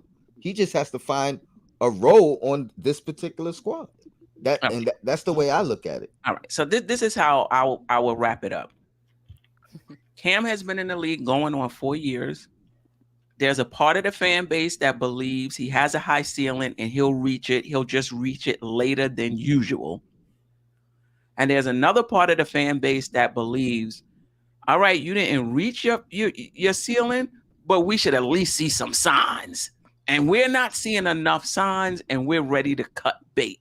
And that's it. And that's where we are. It seems like as a fan base, I'm ready to cut bait, but that doesn't mean he won't develop and reach his ceiling down the line. I'm just saying right now, we got to put our energy and our time into other players. That's just me. There are some talented players that never reach their ceiling, and there's some talented players forget reaching their ceiling that never put it together. And it just happens. Dennis Smith Jr. never really put it together. I don't think in terms of his IQ or whatever is close to Cam, but there's just some talented players that for whatever reason, they never put it together. One thing, when you said Dennis Smith Jr., I don't know if you probably will not remember Tony Crow, but I was in Nothing But Knicks. This was about 3 or 4 years ago when we had Dennis Smith Jr. And I came out and I said, I would trade Dennis Smith Jr. for 2 second-round picks. Wow. And Sim, everybody was like, nah, we gotta see what we got in him. I had seen enough.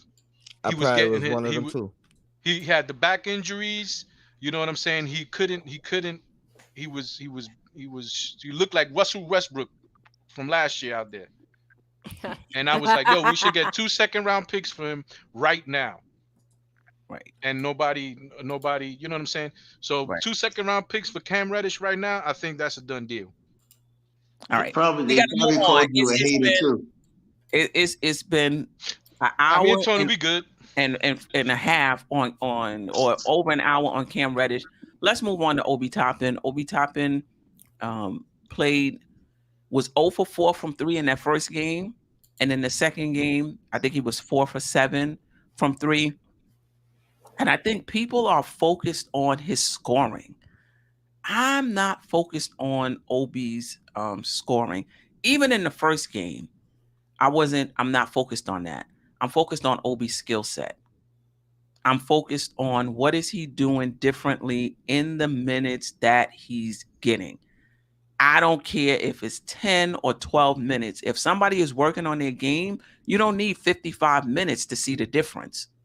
You can see it, in 5-10 minutes on the court. So I think if you're focusing on stats, you might miss it. I'm not focusing on stats. I'm focusing on his skill set, and I see improvement in Obi Toppin's skill set. Okay? And I noticed that straight away. So I know, let me just bring this comment up. Sherwin, who said, please elaborate on Obi's improved defense. Right. And this is what I'll say. His defensive IQ is leaps and bounds better than it was last season. He knows where he's supposed to be.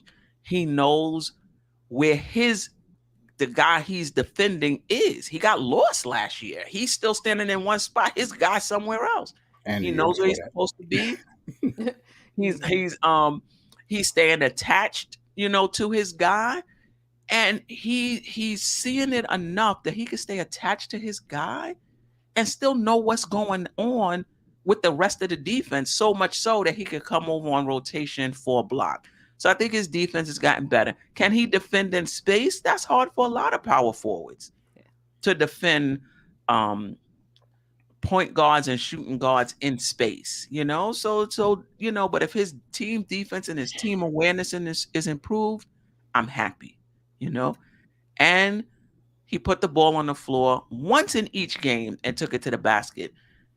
Whether that becomes a regular part of his game, we'll see. But what I was impressed with was the footwork that it took to do that. He didn't fall down. He didn't jump. He didn't, get his feet tangled up.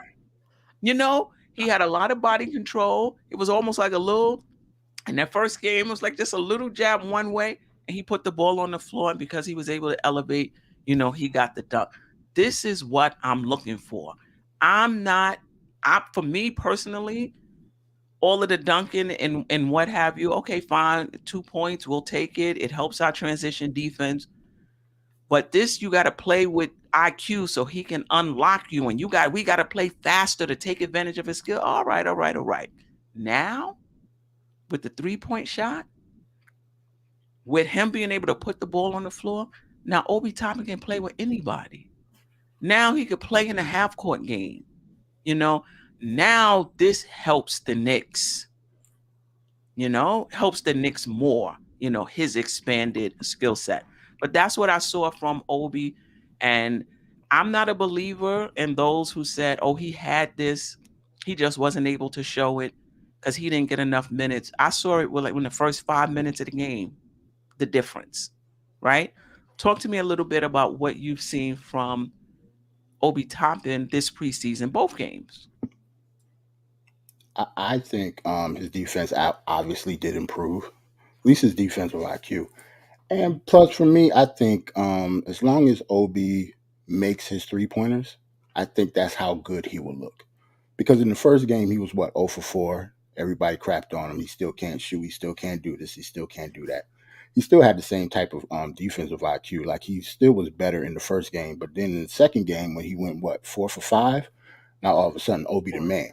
So, like with him, I think as long as his 3 point is sort of falling, Obi will be fine. Going forward, just because he worked on the defense and it was obvious that he did. Like if he didn't work on the defense, he'll have the same problems to me. But as long as he works on the defense and he actually, like you said, he knows what his man is and he shows effort on that end of the court. As long as he's making the 3 point at least at a 30-something% clip, then he'll be fine. Because it's not like he's going to start anyway. I think he's still going to be a backup to Julius. When he said Sherman about to wake up because you mentioned Obi. Yeah, he still think Obi a bad defender even after last game. I mean, he had two blocks and a steal. I mean, I know it's not all about the box score, but that was not something that you could ever anticipate from him. I was just talking about the way he moved. Yeah, yes, but I wanted to at least bring it up just to make sure everybody heard that. Like, I mean, he actually, and then the block and then the dunk in transition was pretty bad. Pretty impressive. Right. I don't know if you can curse on here. I have nothing for. I mean, this is what I need to see. I think we need better rebound. In the preseason, we're not rebounding great. You know, part of it is Randle, who's one of our top rebounders, is only averaging he only played 18. And Mitchell Robinson, who's rebounding better on the defensive end, is also only getting 19 minutes. So when Obi is in the game, the rebounding is important. Mm-hmm. You know, the rebounding is going to be important. If he's going to get more minutes and there's less minutes for Randle, his rebounding is going to be important. And so that means that he may have to leak out a little less. He may have to secure the rebound himself or make sure it's secured before he leaks out. Because I appreciate the transition points, but he can score in different ways now. And we need that rebounding. Right. That's part of his defensive IQ too. Right. Like he did last year and the year before, he wasn't never even in the position to get a rebound. Right. And it wasn't just because he was leaking out. Even when he didn't leak out, Obi was never around the basketball on defense. Right. Hopefully that'll change. It seemed like it did in the past couple games, but you know, like we said, that remains to be seen. It depends on the regular season. Yeah, I mean, we play Memphis that first game. That's going to be a good test for our entire team. I was going to say everybody. Everybody. Pretty much. Yeah. Is Jaren Jackson going to be back for that game? No, I don't think so. He's out for a while. Yeah. Okay. So that's going to help. He's gonna see those when he's able to play like these stretch fours.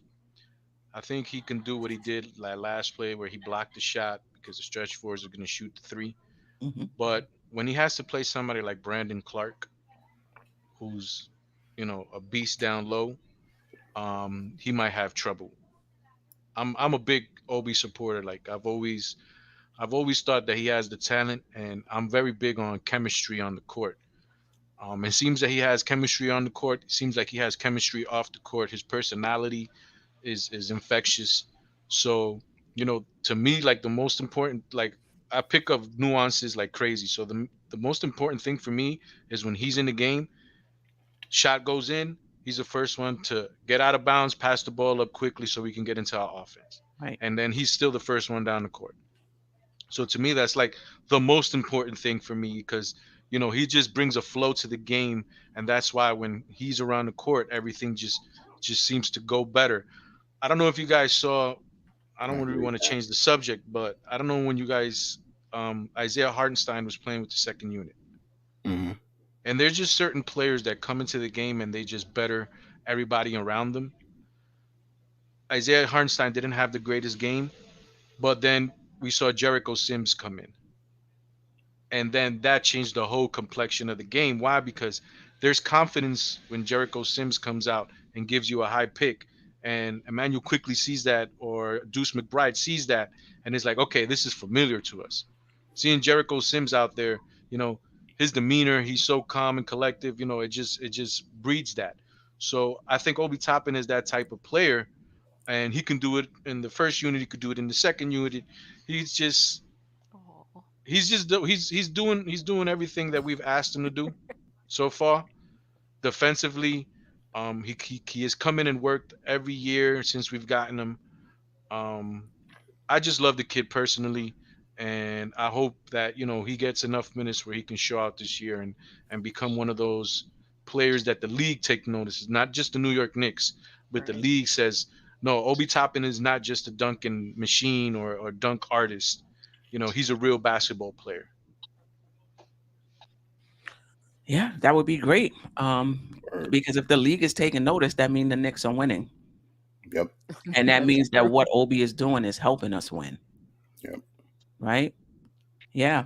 Anything 100. else on Obi? I want to talk a little bit about my observations on Randle. I talked about it on the morning show. Those who don't know, after each Knicks game, including the preseason, the next morning, 8 a.m., I do a morning recap.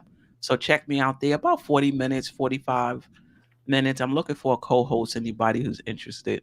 But anything else about Obi before I get to Randle? Nah, not for me. So I we think talked that about this, comment you put up was spot on. I think it's all about his confidence, right? and I think that's the difference maker. Make or miss minutes or not, like you Right. gotta stay confident in your ability, and then I think everything else will fall in line. And then I said it last year, or he had like shout out to you, Jerrell. All he has to do is start hitting that three at a decent percentage, because that's gonna open up the rest of his game. Yep. When he's not hitting that three, and then teams don't respect it, now he's stuck out there. Right. Once that shot start falling, get a little pump fake, you be able to get off the dribble, get to the rim, use that athleticism. Everything else will open up once he starts hitting that three consistently. Right. And now when he put the ball on the floor, now if he's hitting the three at a good clip, they're gonna close out. And if they close out, now he can put the ball on the floor. Now, this is what I will say. There's something to be said from doing something once or twice in the game and being able to do it proficiently. Right. Being Right. able to do it against multiple teams and against multiple looks. But I was encouraged just by the footwork that it took, because that was an issue with Obi coming in. The footwork that it took for him to be able to coordinate, put the ball one time, he put it through his legs and then made the dribbled it and laid it up. So that's I was pretty impressed with that. But you got to be able to do it proficiently, and this is for everybody on the Knicks. Just because you did something in high school and college doesn't mean it's going to automatically translate to the pros, because those guys are bigger, stronger, faster. You Yep. might have been in the post and been able to overpower somebody and get 10, 12 points a game in high school or college in the post. Right.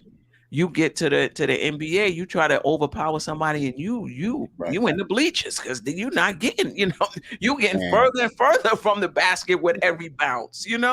I would like to say that everybody that says that this player played point guard in high school, all of them did. Each and every good player that was a guard or can dribble basketball played point guard for their team, because they was the best player on the floor. And they could have been Grimes, 6'10". They could have right. been 6'9". Grimes, Reddish, Randle, RJ, all of them played point guard in high school. Right. That means nothing in the NBA. Absolutely nothing in the NBA. Like even if you did have that skill set, that don't mean you have the skill set to do it in the pros, though. Just like Steph said. It happens in football too. Like sometimes you're a running back in high Absolutely. school, and then when you come into the pros, you're a A corner or a linebacker. safety. Yeah, you Or could they play a quarterback in high school a lot, and then they're saying, right. that And ain't they gonna move cut the wide here. receiver. Right, exactly. Exactly. That's Happens why a all lot the of players are Then able they to do quit the those. league. Right. Well, that's That's why a lot true. of those players end up becoming wildcat players, and you see them in trick plays, and you're like, I didn't know he could throw it, and he did in high school. He could throw it, Or free just not safeties. necessarily accurately. Or they Yeah. end up being like a safety. Like they could be a completely different position. Like high school don't mean anything. Right. And so, RJ Barrett, we haven't talked about RJ. RJ Barrett is has worked a lot on his off the dribble game. I've seen a little bit of it in preseason. He hasn't really knocked down a lot of shots off the dribble. And again, it's different when you get into the actual game. You know, when you're doing your drills, you're knocking it down at a good clip. Maybe when you're playing an open gym, you're knocking it down at a good clip.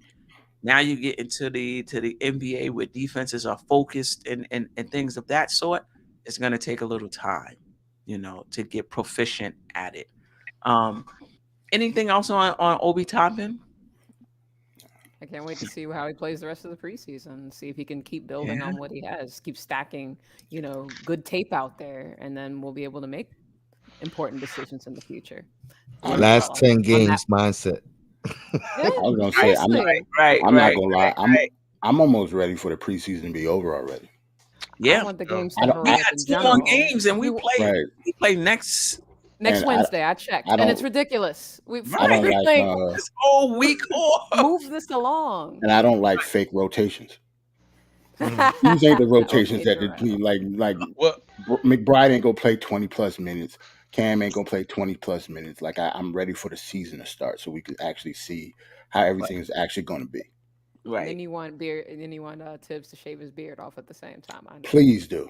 Oh, really? I wanted him to grow it grizzly all year. What? I do too. I want to see how long a Rick Ross Tibbs. I want the. You could cut it when we make it to the playoffs. That's there you go. That's what I'm talking about. You gonna have Tibbs looking like? Never mind. I'm grizzly. You mess around, look like Bigfoot by the time that happens. We better play good, man. I mean, we better play well. I don't think he can grow up with so much though. Any thoughts on RJ? He's gonna lead us in scoring this year.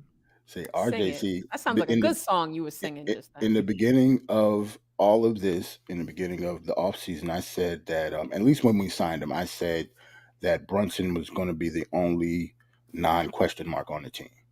RJ is kind of getting in there, but not yet. I'm not saying that he's not a question mark, but he's really, you can tell he's improved. Let's just say that. Just a little bit. That catch and shoot. It's looking nasty. And plus, let's just talk about how he's 100% from the free throw line. I'm worried about that. That's what I care about. Like, I know the 3-point shot, especially with RJ. RJ is streaky. It's never like he never could shoot. He's just a streaky shooter. He's inconsistent. But if he can shoot consistent free throws, I'm almost cool with him being an inconsistent 3-point shooter because that's not his game. Like, he's not Reggie Miller. Like, RJ is supposed to be going to the basket. I want him to be a good 3-point shooter, but that's not the end all and be all to his game. It's kind of like Obi. Like, if it's hitting, that means he gets to go to the basket easier. But if he goes to the basket easier and he's actually hitting his free throws, RJ is going to average damn near 25 if he wanted to. Right. But he has to finish at the rim too. Exactly. He does have to finish at the rim. We haven't really seen that much yet because he's been getting fouled, but he's been hitting his free throws. So Right. But yeah. The first game he did. The second game, not too much. Right. Yeah, I mean, he shot 40% in the second game, and he missed the dunk. I mean, that would have made him right at 45%. Then I'll tell you when we calling him inefficient for the game. You know who else was hitting their free throws in the preseason?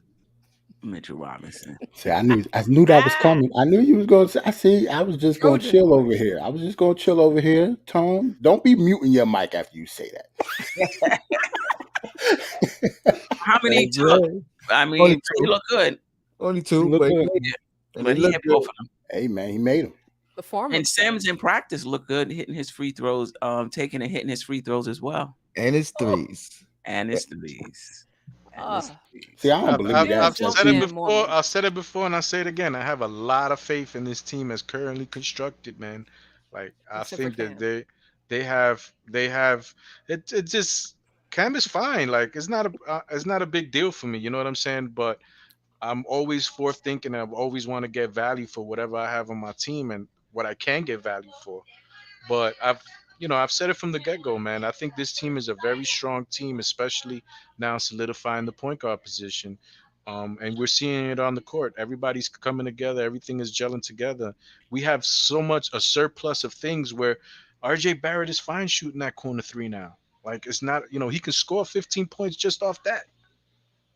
And it looks good. There's nothing, when you have good players around you, everything is going to flow so much better. When you don't have good players around you, everything is going to look, you know, dull. Right. I mean, I still think we have spacing issues. However, if RJ is hitting his catch and shoot, hitting his threes, especially off the catch, the way he's doing, that's going to help our spacing a lot. If Fournier or Grimes, whoever is playing opposite him, is hitting a 3-point, that's going to help our spacing a lot. Randle is not a 3-point shooter. And so I don't. And in my opinion, 7 of them. Ooh. Yeah, and in my opinion, he's having a hard time finding his place in this offense. Now, and I've said this before, it's so many shows. I don't know where I've said it. I might have said it everywhere. Hardest working woman in the business. Right. Ow, ow. He has it's the biggest adjustment for him. Than anybody else on this team. Sure. He was the primary ball handler, the primary facilitator, and now he has to play off the ball. He seems willing to play off the ball, but if you ain't hitting that catch and shoot 3 and you ain't getting the ball in your spots, it's going to be real hard for Julius Randle. And if he's on this team, and I don't think this is I don't think this, I'm overstating it. If he stays on this team and he's not playing well, our ceiling is not going to be as high as it can be if he is playing well. Because if you're not changing the rotation and he's getting the same amount of minutes and he's not playing well, Yeah, that's 100% true. Yeah, because of the minutes that he plays. Steph, real quick, when you said you went to the practice and Tibbs gave him a rest day, was he the only one? I didn't know that. Yep, he was the only one. That's not weird. Like, what was the point of that? Like, I don't Fournier understand had that. one the week before, so maybe that's just something to do for the vets. No, I meant like for practice though. I know he didn't like Fournier didn't make practice either for a rest day. Friday last week. Okay. So I'm wondering if it's that's what sorry I didn't know that. Yeah, that's what Tibbs said. And it was Friday last week, and then he didn't play the next game, right? Yeah. Right. That's why I came. That's why Eddie said what he said. That makes sense then. So Randle might not play. What I wanted to say to that, and I should have before, was just the reason why I doubt that he'll sit him is because he's still trying to figure out his role right now. That makes sense. I just don't think that Tibbs would do that game 3 when there's only one other game, and this guy likes to tune up right before the season starts. I expect a tighter rotation tomorrow and an even more tighter rotation on Friday. But that's just my opinion. And Fournier was coming off FIBA play too. You know what I mean? That's true. And That's Tibbs true. said that. I have a feeling that they've talked to Randle about this situation. I have a feeling that they've spoken to him because he doesn't seem upset. I hope so. He's like his demeanor is not like the person that like you're being told that you can't play for this reason. You would probably be looking a little way. You know what I'm saying? Having a certain demeanor, but it's kind of looking like they've talked about this and they say, yo, we want you to be fresh because we need you for the end of the season. Like, do you understand this? And to me, if I would be working at this situation and working with these guys, I would feel the same way. Like, I want a healthy Julius Randle at the end of the season if I'm making a playoff run to get into the playoffs and try to give it all I got. You know what I'm saying? Especially if I have an Obi Toppin, a young player back there who's lively, who can give me all the minutes I can burn. I mean, I don't think it's a detriment. I know what Julius Randle is. You know what I'm saying? And as long as we're winning, I think he's going to be okay with that. Like he's been these past 2 games. We're winning. He's getting 18 minutes a game. I think in the preseason, in the regular season, if we're winning and he's getting 25, 28, 30 minutes a game, I don't think he's going to get mad at it. I don't know. I mean, we'll see. That's the thing with Randle. Adversity. We have to see adversity and see how he responds. But defensively, he looks better. He's not turning the ball over, and I think part of it is that he's not handling the ball as much. But when he does, he's not turning it over. Yeah, we definitely see if he'll be mad at that. But I think he'll. average more than 25 minutes though. Oh, for I sure. was about to say 25 point. No, But- no, minutes. Eddie said And, minutes. and I hear people in the chat saying that he got open shots and he just missed them. They were good looks, but he's not a 3-point. Yeah, you're gonna get open looks, from Yeah. the 3-point line because you're not a 3-point shooter. So am I the only one concerned about Randle's fit in this offense? Everybody else thinks it's gonna work out. Concerned I think is it's a going to be a slow transition, and there's going to be Right. some growing pains. That's what I expect. As long Right. as he keeps his head in the game, then the team will be fine around him because of the veteran leadership through Brunson right. and RJ taking a step, obviously. Had to throw that in there. Of course you did. Anyway, well, I think with having those two players, it'll be okay if he flounders a little bit in the first month of the season. And I think I don't he'll want him to- settle after that. I was gonna say that too. I don't want him to flounder, as you would say, because then after you're gonna hear the crowd start booing him. No, I don't want that, and that's not good for the psyche of the team or him. I want him to come out strong. I want him to come out with confidence. He's already accepted his role as a third Call my man a turd. option. Not, I didn't mean it like that. It was cute. though. But I think he's accepted his role and has to do what he has to do. So I do think he will succeed in his role and he will do good. And all the expectations that people is not willing to give him, he will outplay them. And I think he got a chip on his shoulder to prove everybody that they're wrong. So I'm looking for him to have a strong season. Okay. I mean, so what I'm getting from the chat is that he just had a bad game against Indiana. To me, he looked a little out of sorts, but maybe I'm overstating it. And he didn't really quite look comfortable until he was back in his familiar role of ripping it off the board and dribbling down and. So No, I agree with you wholeheartedly. Right. I agree that's with that, exactly too. what happened. The first. I put the game back on, so I'm trying to watch too. Right. And I think everybody. to remind me, I forgot. I think Go the first few minutes of that game, it was like I said at the beginning of the show, we have to try to find different ways to win because that team is a young, athletic, long team, and we didn't figure it out until like halfway through the second quarter. How we wanted to really play them because Brunson had troubles with Tyrese Halliburton, and he's going to have trouble against players who are more athletic, who are taller than him. He's going to have to adjust. That's why he didn't have a good game either. They adjusted. The young kids came in, and the young kids said, "Yo, we can play this type of game." You know what I'm saying? This is what we do. So they came in and they righted the ship, and the first teamers just followed their lead. So this is going to be an off and ongoing theme throughout the whole season where we just have before, to me, we had two different types of teams and it was a detriment. Now this year, we have two different types of teams, but I think we can gel it together. So that's where I'm at with this team, and that's why I have so much high expectations for this team. Right. I think I'd be more concerned about Randle if he feels out of sorts, like maybe like Tsunami said, like a month from now. Like I can't be too concerned now. It's just preseason. Brunson just got here. Mhm. So yeah, I can't be too concerned about that now. Like the regular season hasn't started yet. And even when it starts, like I expect some type of growing pains anyway from that type of situation. I hope we still be winning games, but when it comes to Randle and his role, yeah, it's going to be a learning curve. So, yeah, take some time to. I'm a little confident this year that Randle can have a bad game and we could win. Yeah, win So, games, so right? that's a Hopefully. game changer in itself.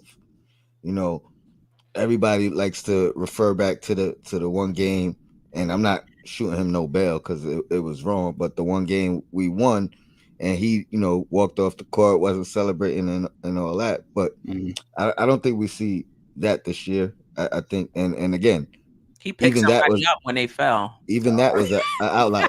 Yeah, I would like to see that though. I definitely I would. saw it. I saw it in the Oh, preseason. okay. Oh, no. Okay. We Yeah, forgot. No, Okay, I 'cause that- love that. You're like, That We was cooking with that gas. was now. bothering me. Like, We because cooking with you gas see now. players run past Randle to go help Yes. somebody. Like Randle, Right. you was right there, yo. Right. Like, He dude, going the other direction. word, turn around. He's like, oh, Right. y'all get I him, see right? Randall look at him on the floor, Yeah, Yes, he gave did. him the distance, and Yeah. then walked off. yeah. So, but I think he'll be better. I think he'll be better. I take it to like the first year he was horrible. The fans killed him. Came back with a chip on his shoulder. I expect the same thing this year, to be honest. Not the same all NBA, you know. Right. But I expect that same type of energy that he had 2 years ago. Yeah, no doubt. Anybody else before we get out of here? Anybody else we want to talk about? Rose is in the rotation. It looked like we were talking situational, and he's not playing. See, this is what I think is happening with the rotations. Tibbs is playing the people that he think is going to get heavy minutes. They're barely playing in the preseason, 16, Right. 17, 18 minutes. And I think there's going to be a reversal Right. once the season starts. Exactly. That's why I said I wanted it to go on. Like I wanted it Those last over. 6 Like games. Watch. yeah, these rotations are fake. Like a lot of people getting their hopes up about all the quote unquote kids playing. A lot of them are still going to be on the bench, getting 12 minutes a game. Because do you guys take anything out of Derrick Rose kind of tampering down his energy as far as the before the preseason and after that first game, he was raving and talking about how much he wants to play and he's ready to go. But I just read a quote out of the Daily News where they asked him about playing time. And he basically referred, hey, it's up to Tibbs, whatever Tibbs wants. To me, so that's what old people are supposed to say, though. I mean, yeah, but he had a That's different. what old people supposed to say, Jerrell. He had a different energy. He had a different energy. You know what I mean? Coming into the first preseason game, where the whole shirt off thing, the whole I'm back at my high school way. What he's been working on, changing his body. That's what made me change my stance and say, hey, all right, I thought Rose would be okay, taking a back seat, playing, not necessarily situational in the sense that we usually refer to it, but situational as when we need you, come in and be ready. Now I was thinking like, hey, maybe he wants to play, but I hear that quote. And I'm thinking maybe something was said to him. You know what I mean? Like, hey, we need you for the duration of the season. That's my thing, bro. That's my thing for the playoffs. I think the whole shirt off thing, old people do that too. Once they get in shape, you know what I'm saying? All of a sudden you get to take your shirt off and get into the pool. Oh, I was about to say, I can't wait till I get old. No, that's what I'm saying. I guess I gotta get in shape too. Right. When older people get in shape, all of a sudden, yeah, you take that shirt off because you still got it. He said that was the first time he played that way since he was a rookie. Right, like that's not normal, man. I tell you what, I felt him when he was talking about giving up those. Right. I felt him when he was talking about giving up the midnight cookies and ice cream. I don't know. That's gonna be Skittles, right? To be honest with you guys, I honestly think it's going to be a recurring theme of players sitting out a couple of games, of players not playing certain games against certain teams. Because what's the reasoning behind not giving a young upstart player like Deuce McBride some minutes in certain types of games? You know what I'm saying? If we already know what we have in a Derrick Rose, if we're playing the Indiana Pacers per se, if we're playing the Detroit, if we're playing these teams that we know that we're better than, why would we, bust out our big guns against those guys instead of, letting those kids come in, those Quentin Grimeses, those Cam Reddishes, even those Jericho Sims play at that point in time. I have an answer too. We probably gonna say the same thing. Definitely have an answer for this question. I just want to. If we're blowing them out, they'll get to play. No, no.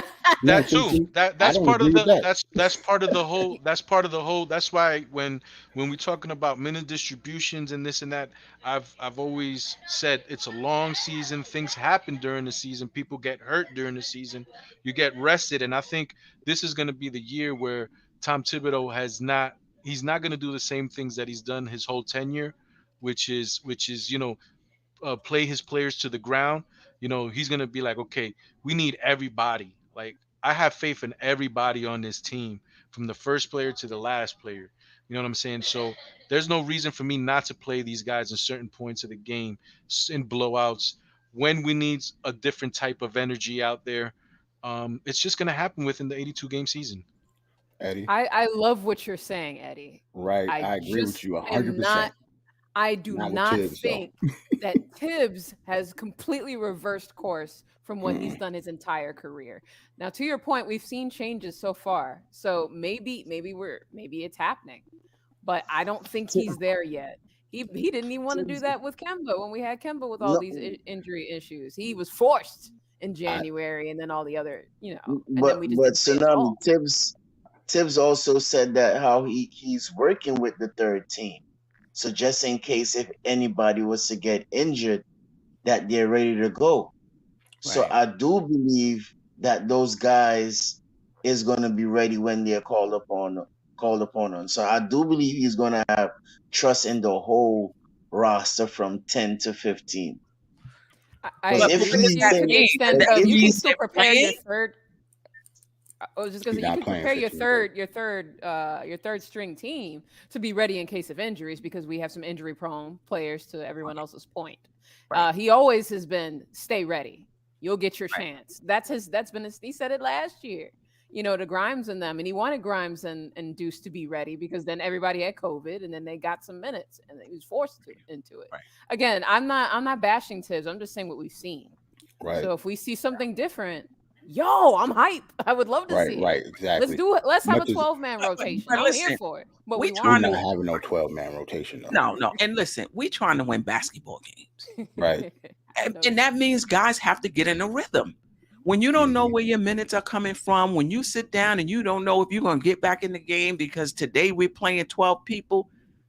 No, most teams in the NBA have a set rotation.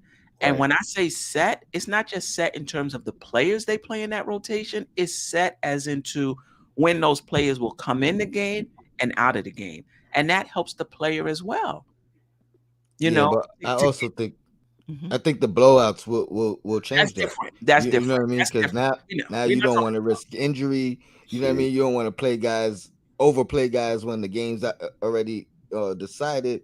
So but that's different. that's why I say when they'll get their minutes. That's much, when they'll get their minutes. But I but think if you're expecting Tibbs to just bust out with a 12-man rotation, you're going to be disappointed. And now we're going to see like, oh, I knew it.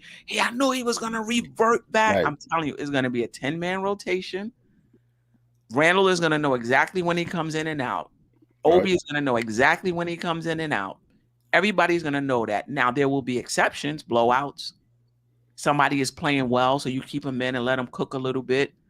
That Tibbs. will happen. But other than that, everybody is going to know when they're coming in and when they're coming out. And that helps.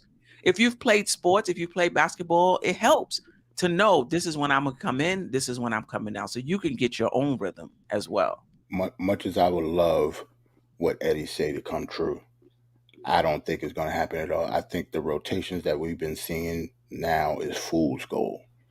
Do not expect Deuce McBride to get any minutes going forward once this season starts. Much as I hate to say it, because I actually like Deuce, he's You not think playing. Derrick Rose is going to play back to back? He might get minutes there. He might get minutes then. Yeah. Yeah, but that's what we're saying. So Like, yeah, it's going to be a change, and that is a change. Because if it wasn't a change, we wouldn't say Deuce will get any type of minutes at all. Period. He might not.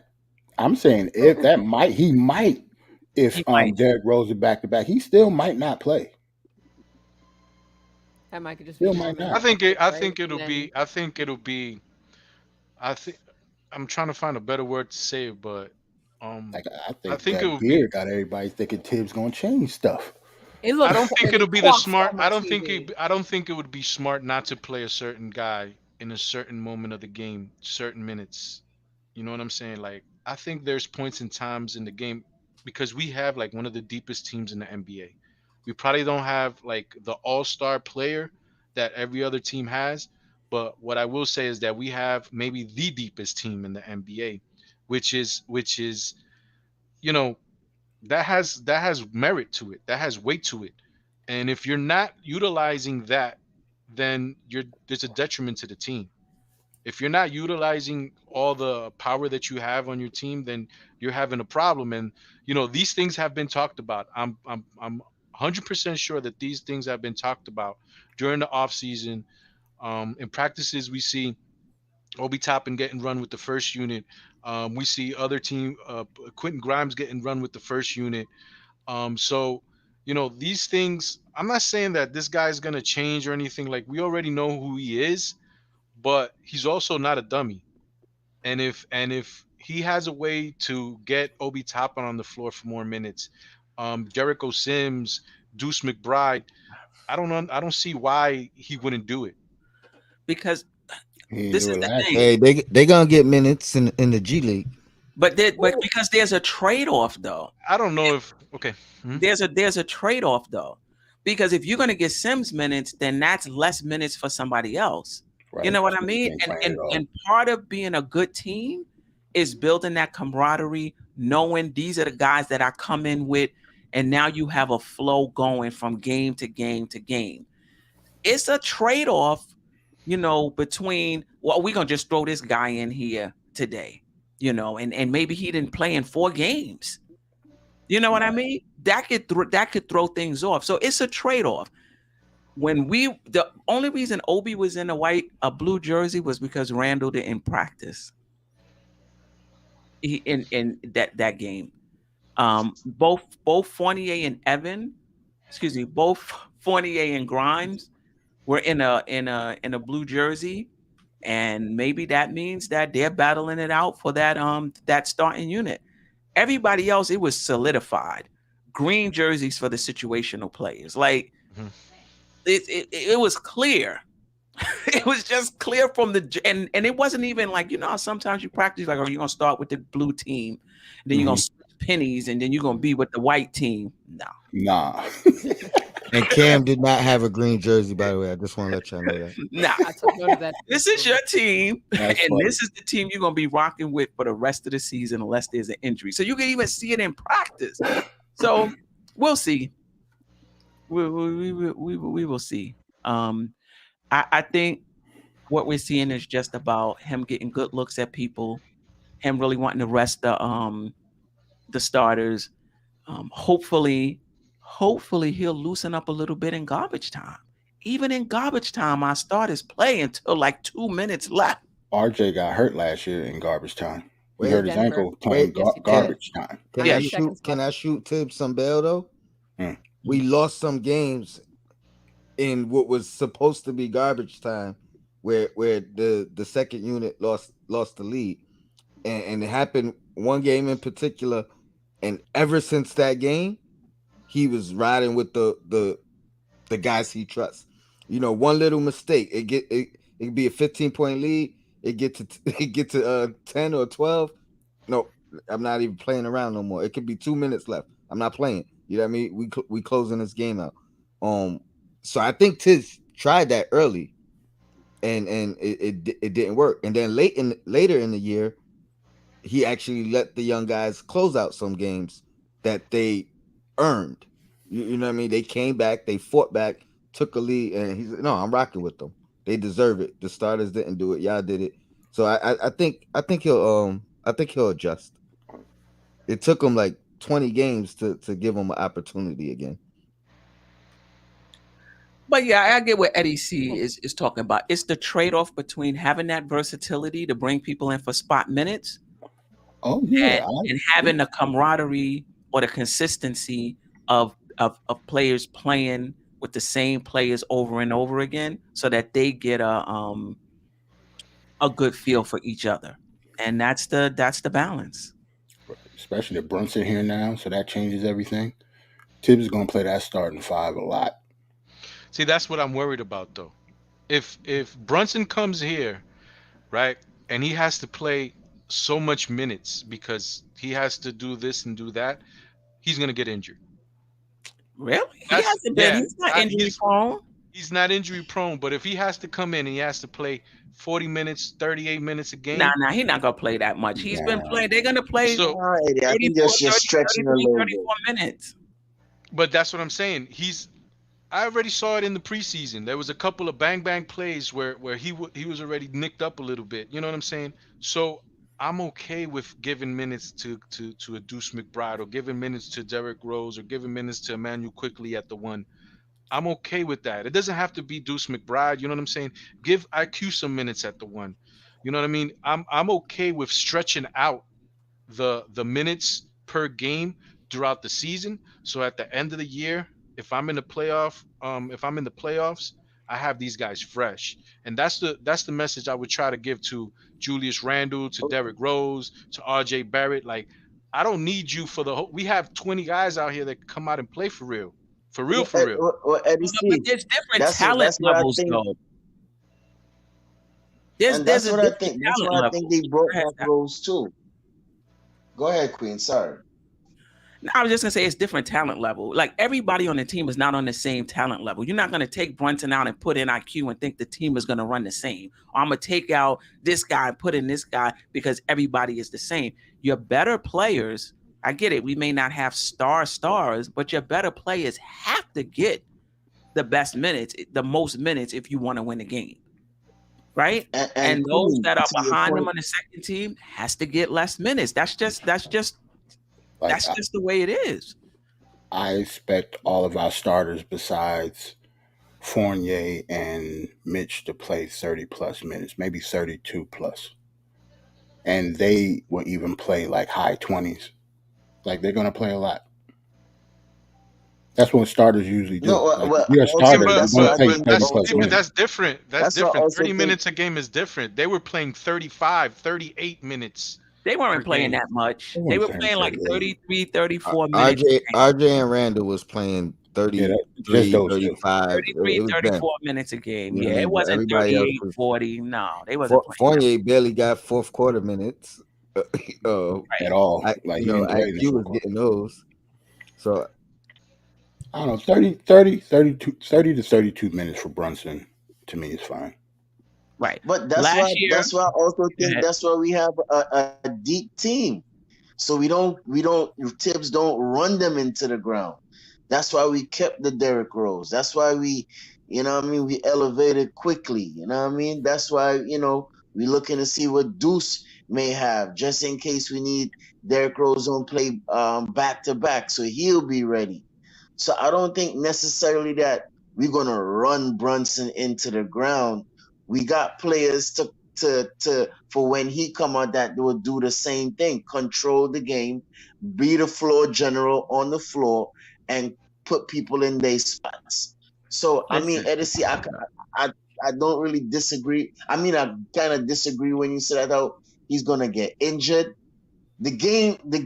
I mean, once you play the game, you will get injured, but not to say that he's gonna get injured. Exactly, it's a possibility, but I don't think Tibbs is going to run them into the ground when we that deep in all positions. If you understand what I mean. I'm looking at the minutes from last season. Nobody was running to the ground last season. Nope. Randle played 35 minutes. When you look at the starters in this league, your high usage players are going to play 35 minutes a game. He played 35 minutes. RJ played 34 and a half, so 35. Everybody else was under 30 minutes. Yep. So, Randle is durable. I never heard him even getting injured that much. So I know, because he led the league in minutes last year, right? Am I correct? Or was it the year before? 2 years ago. 4th seed Randle. So Randle is durable. RJ is still young. When we talking about running on players like the old players like the Fourniers and the Derrick Roses, you know what I mean? Those guys, players are playing right. And even RJ and Julius are playing comparable to other players on other teams. It's not like they playing 38, 39 minutes. They playing 35 minutes a game. I think people just Right. saw that there were games in which they did play 40 minutes and stuff like that. And then, of course, it balances out as the season goes on. And that's what you're seeing. Because I think RJ, for example, in that Denver game played 42 minutes. It's that. So I understand what. Yeah, when but that when you happens on notice. every team, though, Of where there's course. games where you're going to play, your guys a little more. Now, these blowouts, all right, Tony, I hear you. He didn't trust, we lost the lead, so he didn't trust them. But these blowouts having them in. Yeah, Tibbs be crazy sometimes. Oh, I wasn't I mentioned the justifying it. Denver game. He just said what I happened. wasn't justifying that at all. It was just something that I observed. The after that one time where we might not even lost the game, but we had a lead, 20+ lead. The bench unit let it dwindle away. Came down to the stretch. I think we still won that game, but ever since that moment, Tibbs wasn't playing. And the funny thing is, it may have been a detriment because we still were losing 20-point leads the whole year. You know what I mean? So Especially it's not like him changing or him not going back to that helped us. I just feel like the second unit has taken the major leap this year. Like if we had a good bench last year, I think we have a way better bench this year. Derrick Rose is going to be healthy for us this year. Obi Toppin, we already seen the improvements from Obi Toppin. Emmanuel quickly, we've seen that he's gotten stronger. Quentin Grimes has another year under his belt. We still have Jericho Sims who doesn't even play. You have a new player in Isaiah Hartenstein who's a stretch five who could pass the ball. So this is just like I don't think it's going to be the same as last year. I remember those games that you were saying they wasn't ready. I think now they're ready. These guys are ready to come in and play against anybody. I don't think I ain't scared against anybody, to be honest with you, man. Well, And we I've shall never see. and I've never talked like this. Like this is the first year that I have put myself out there, and I'm okay with that. That's But what's up. I've always tempered my expectations because I've never seen it. But this year I see it. Like I could, We shall see because like Rayology, shout out to Rayology, appreciate you. Said when we play, the top echelon teams, we're gonna get a better sense of the Knicks. Right. More so than playing who we've played thus far. So when That's true. Memphis is our first game out, we're probably in the toughest. I know we're in the toughest division in the Eastern Conference. We might even be in the toughest division in the league. I agree. I think that's without question. Yeah, so you're going to be playing Boston multiple times, Philly multiple times, Toronto multiple times. Brooklyn. Brooklyn with the You gotta stacked play all- roster. They might have chemistry issues. Who knows? But the roster Right. is stacked. We're gonna know right away We play within the first month. We Yeah, play the all one of them the 4 team that I'm times. scared about of those guys that you mentioned the most is Brooklyn, to be honest. Like I ain't They're a really tough I ain't really matchup. sweating Philly. I ain't really sweating Toronto. I ain't really sweating Boston like that. I'm sweating Wow. Brooklyn. Boston Because went to the championship and Brooklyn went off like a grenade. And you more, I mean, I get it on paper, they still got to work out their chemistry, but on paper, that is that's a very deep roster. But Philly has played together. And Boston has played together. And plus, I think Harden this year is not going to be Harden that was last year. No. Queen, I just want to. He lost 300 pounds. Remember, he said 300. Quick too. Over I one. just wanted to respond to the Public Enemy because he said Tony, the bench didn't give up 20-point leads. It was the starters. The starters definitely did, but the first time it happened, it was the bench. And since that, he rode with the starters. The starters did it a lot more, but the first time it happened, it was the bench, and that he would not go back to them. Or if the bench gave up three points in a 15-point lead, they were getting pulled immediately after that. He wasn't comfortable with them. Right. But and I'm not justifying it because again, the starters did it all year long.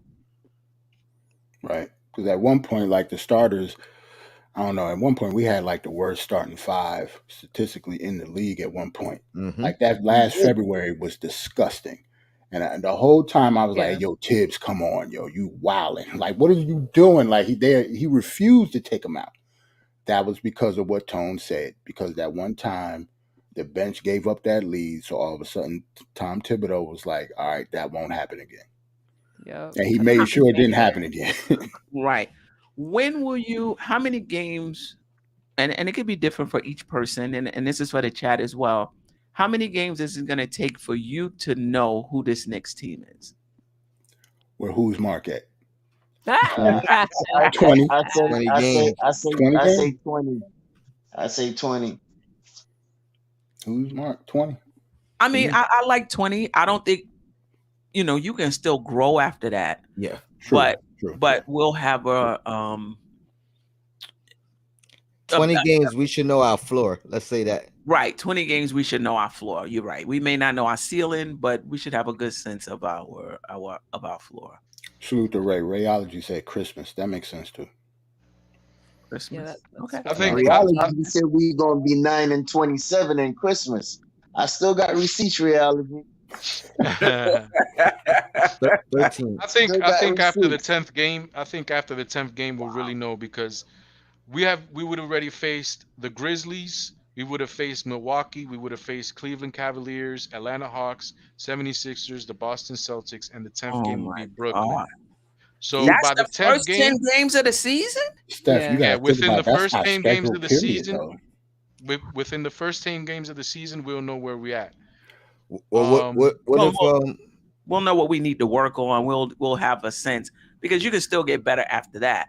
But and you might even say the first half of the season, because even all those teams that you're saying, they may not know who they are yet.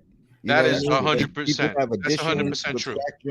You know what I mean? They're adjusting to their new rosters, new coaches, etc. So you know what I mean?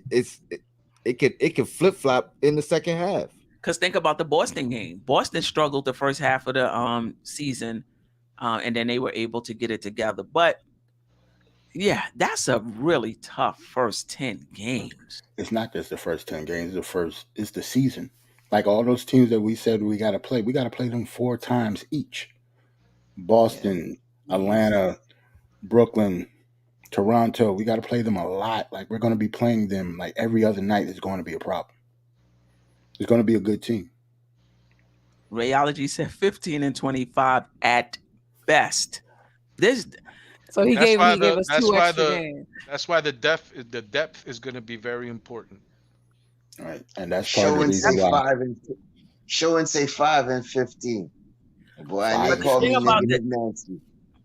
The depth is important, but we got to show out. You can be deep, but these guys are going to have to produce. Period. Right. That's just it. They're just going to have to. That's why I wanted the preseason to be over with. Like we're not going to be. I'm not worried about like the Pistons and the Pacers, and we play the Wizards the 4th game. Like these preseason games is almost like practice. Like I expect to beat these teams like we're beating. You know it sucks. I think the Knicks, they tend to do that every year. Preseason, we don't ever go up against a powerhouse in preseason.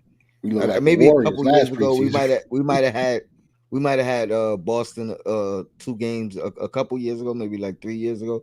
But other than that, I feel like we be trying to dodge those guys in the preseason. Right. Yeah. Yeah. Wow. Yeah. I gotta take a look at the schedule like that. You sure, Eddie? See that? Yeah, I was looking at it. He's right. He's right. Sherman said that Detroit is better than us. I can't tell. Nah.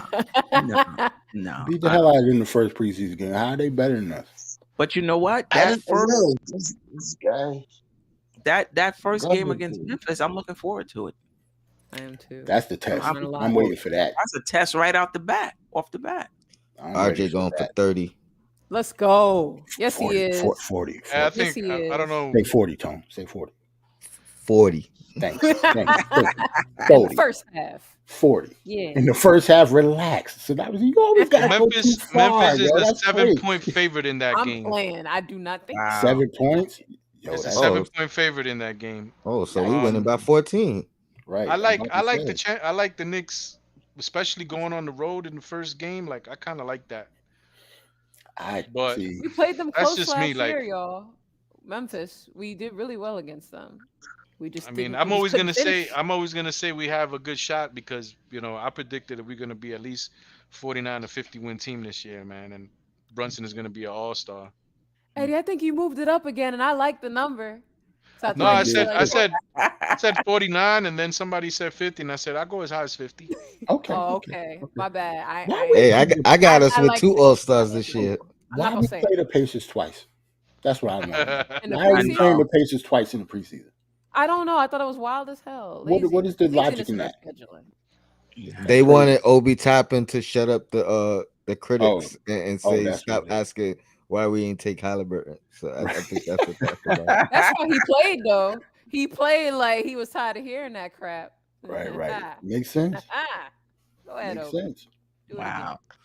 When do we go on? Mm-hmm. Go ahead. I was Steph. saying, Queen, when do we go on that West Coast trip? Because I know it's very early, right? I don't know. I didn't look I at have the the schedule. season up right now. West Coast trip, November maybe. I'm I seeing a lot of had East Coast. I think it's November November 13th we play 13th. the Thunder. Yeah, we're saying the same thing. Then we play the Jazz, the Nuggets, in the Golden Warriors State, Phoenix, Mm. and then the Thunder. Thunder, Portland. But That's Portland at is we come back When home. is that Yeah. schedule? When does that schedule start? The middle of November, starting on the 13th. Middle of November. Okay. I mean, listen, Oh, you it's start coming out back. tough, even if you don't have a great record, when the schedule lightens up a little bit, hopefully your confidence hasn't been beat up so that you could take advantage of playing those tough games, because you would have been tested early. We shall see. Though I tend to like playing easier teams, getting your record up, getting your confidence, then go against the tougher teams. But it is what it is. I have no control over the schedule. This is what it is. I don't know, man. That's tough having the softballs early. I don't know. It's tough. But if they too tough, It can break the team. You saying? I can see it. Not It's if they're possible. competitive I games. think Not if we right there saying, hey, that we depends. fix this, we tweak that. That's true. You know what Yeah, I it mean? depends on how competitive. You're right, John. True. Depends. That's true. All and right. belief in the team. We just got to see if our boys are as good as we hope Hey they man, are. they've taken leaps. Like these players, Mitchell Robinson has taken a leap. You can We see didn't talk about it Mitch. doesn't But a take leap much. in 2 Before preseason 12, games, you could say that. Like you don't think It you need doesn't to see take any. much. It doesn't take much to see the difference in the way people play. You know what I'm saying? Like a game is a game no matter what. So, like Mitchell Robinson is taking the leap. I knew RJ Barrett was going to take the leap. We finally got our Jalen Brunson there. The Quentin Grimes and all these other kids, they've gotten better. So, Listen, to me, I got to see a leap in the regular season. I could see improvement in your skill set. Like I could see improvement in your skill set. But when I say a leap, that means that you're able to do it against multiple teams, no matter what they throwing at you, you're still able to do what you do. And to me, that's different than your skill set. And that I need to see. And that first 10 games that you talked about, Eddie C, we're gonna get an opportunity to see who's really taking that leap. I see the improvement. Don't get me wrong. I see the improvement. But I'm excited to see Grimes because it's a lot of. When we gonna see him, Jerrell? It's a lot of Grimes could do this and Grimes could do that, and we haven't seen Grimes do anything yet in the regular season. So I hope he comes back and hope he does well, man. Yeah, I agree. See, I ain't gonna be the guy that try to pit 2 Knicks players against each other. No. You know what I mean? I want them all to succeed. Yeah, Listen, Tony, that sounds like for this team. Sarcasm to me from Jerrell. That sounds like just sarcasm from Jerrell for me. But he want to see Grimes. No, that wasn't sarcasm. I actually like Grimes, Stafford. Just like how you say Mitch, just like how they mention Mitch shooting free throws. You couldn't believe it. You ain't got no confidence in Mitch. So what will make you It's think free I'm gonna throws? No. Listen, make you feel you got confidence in Grimes? Well, it's not that I don't have confidence in Grimes. It's just I haven't seen it, Stafford. Like, I actually like Grimes, and when we drafted him, I was one of the few people that actually liked the pick. Most people did not like the Quentin Grimes pick. Yeah. Now all of a sudden he's Trey Thompson or Clay Thompson. I mean, but Yeah, like, I ain't never said he was no, baby no, Klay I'm not Thompson. talking about you. I'm not talking about you. No, I but a know, lot of I people know. are talking about him like he's above and beyond what he already is. He averaged 6 points last year. Like, you got to crawl before you walk. Like, I'm not saying that he's Klay Thompson yet. I have to see improvement from him. Right. Like, what he did in the summer league means absolutely nothing to me, because I've seen Quentin Grimes like when he played point guard in high school, just like everybody say. I've been watching him play since high school. Like, he's the same player. Like, he's always been good, but in the NBA, he has to score and he has to defend better than what he has been doing even last year. Like, it just remains to be seen. I hope he does well. Yeah. Well, we'll know. I was going to say the first 20, but we will know in the first 20. We'll know in the first 10. We'll have a sense. But like I said, Boston started slow, and they got it together. Yeah. Any last words? Man, another great show. I already told you, get crazy after 11. It's almost 12. We made it. Salute to everybody in the chat. Salute to everybody on the panel. I'm glad I made it. Oh, I gotta start Tone rushing made home. Well, you started late, right? Well, Oh no, maybe a little bit, maybe a little 9:15, maybe. okay, right, a little bit. Yeah, is it your first time on the show? No. I made it a few Couple times, but it's times, been a yeah. while. It's been a while. Like I said, I get home sometimes like 10 o'clock, and I'm thinking the show about to end. Nah, And then I'm watching it. I'm like, man, it's been on for an hour. I should have just jumped in. It's all about timing, bro. Like, I have yet to be on Tone's show. It's not because I don't want to. Every time Tone go on, I'm working. So I'm in the chat at work, in the chat talking. Right. But I can never be on the show because I'm always at work. Listen, we could set up a special show. Got you know you. what I mean? We work something out behind the scenes. Got you, man. It'll be a special show, special day, special time. Right. It's not gonna be all on that show. We two grown men. Definitely. Tsunami, you too. You know, I gotta get you on as well. Stephanie definitely has my attention because she has my time slot basically. Like, I would love to be on, people ask me to come in and give my 2 cents, but sometimes I be working. You guys know I work in sports, so when the games are on, I'm working the games. I usually do the Knicks games. The guy gives me all the New York teams because he knows I'm from New York. Right. So I usually be at work, but since this is my day off, I have time to come in and share with you guys. So I got to appreciate you again. Is that why you so hype about Brunson? Because you know what you know. You hype about the team for a reason. So that's why Tibbs is doing the rotation. You know what, Eddie? Just to be okay. No, I'm be perfectly honest. Like, this is my job. Like, I look at data, I look at sports, like I do live betting, so I have to know these things. That's part of my job, knowing who the players are, when they come in, the rotations, what's the differences, and every year is different. Like, no year is the same. Football is the same. I do football every Sunday, so I literally have to know data every time. So when I do come in and I do say things like Isaiah Hartenstein is my sleeper because of this, because of that, is because I have to do homework on all these guys because it's part of my job. Right. Okay, sir. Right. That's Brag dope. on it. That's dope. Talk your crap. Yeah, definitely. Well, if I remember, I think I'm gonna create another chat to drop the link in, because sometimes it takes a lot to send it to for people, and everybody. It's too much.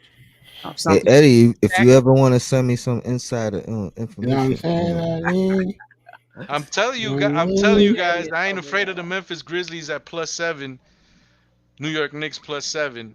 We need to start another. We need to start another chat. They lost in the preseason tonight against the Magic. I'm gonna go check, but I think I'm at like 66% on football this year. That's Who what's up. are you? You balling out. That's I'm what's doing up. really. I'm doing really good. What you saying about them Giants, Eddie? Let's talk about it. What's happening? I Bring 'em on actually your Do a been segment on that, against too. the Giants, except for the one against the Packers. Like I bet them the first game. Mhm. And then the game against Chicago, I bet against them. I think they pushed. Mhm. And then I don't remember who they played the second game. Cowboys.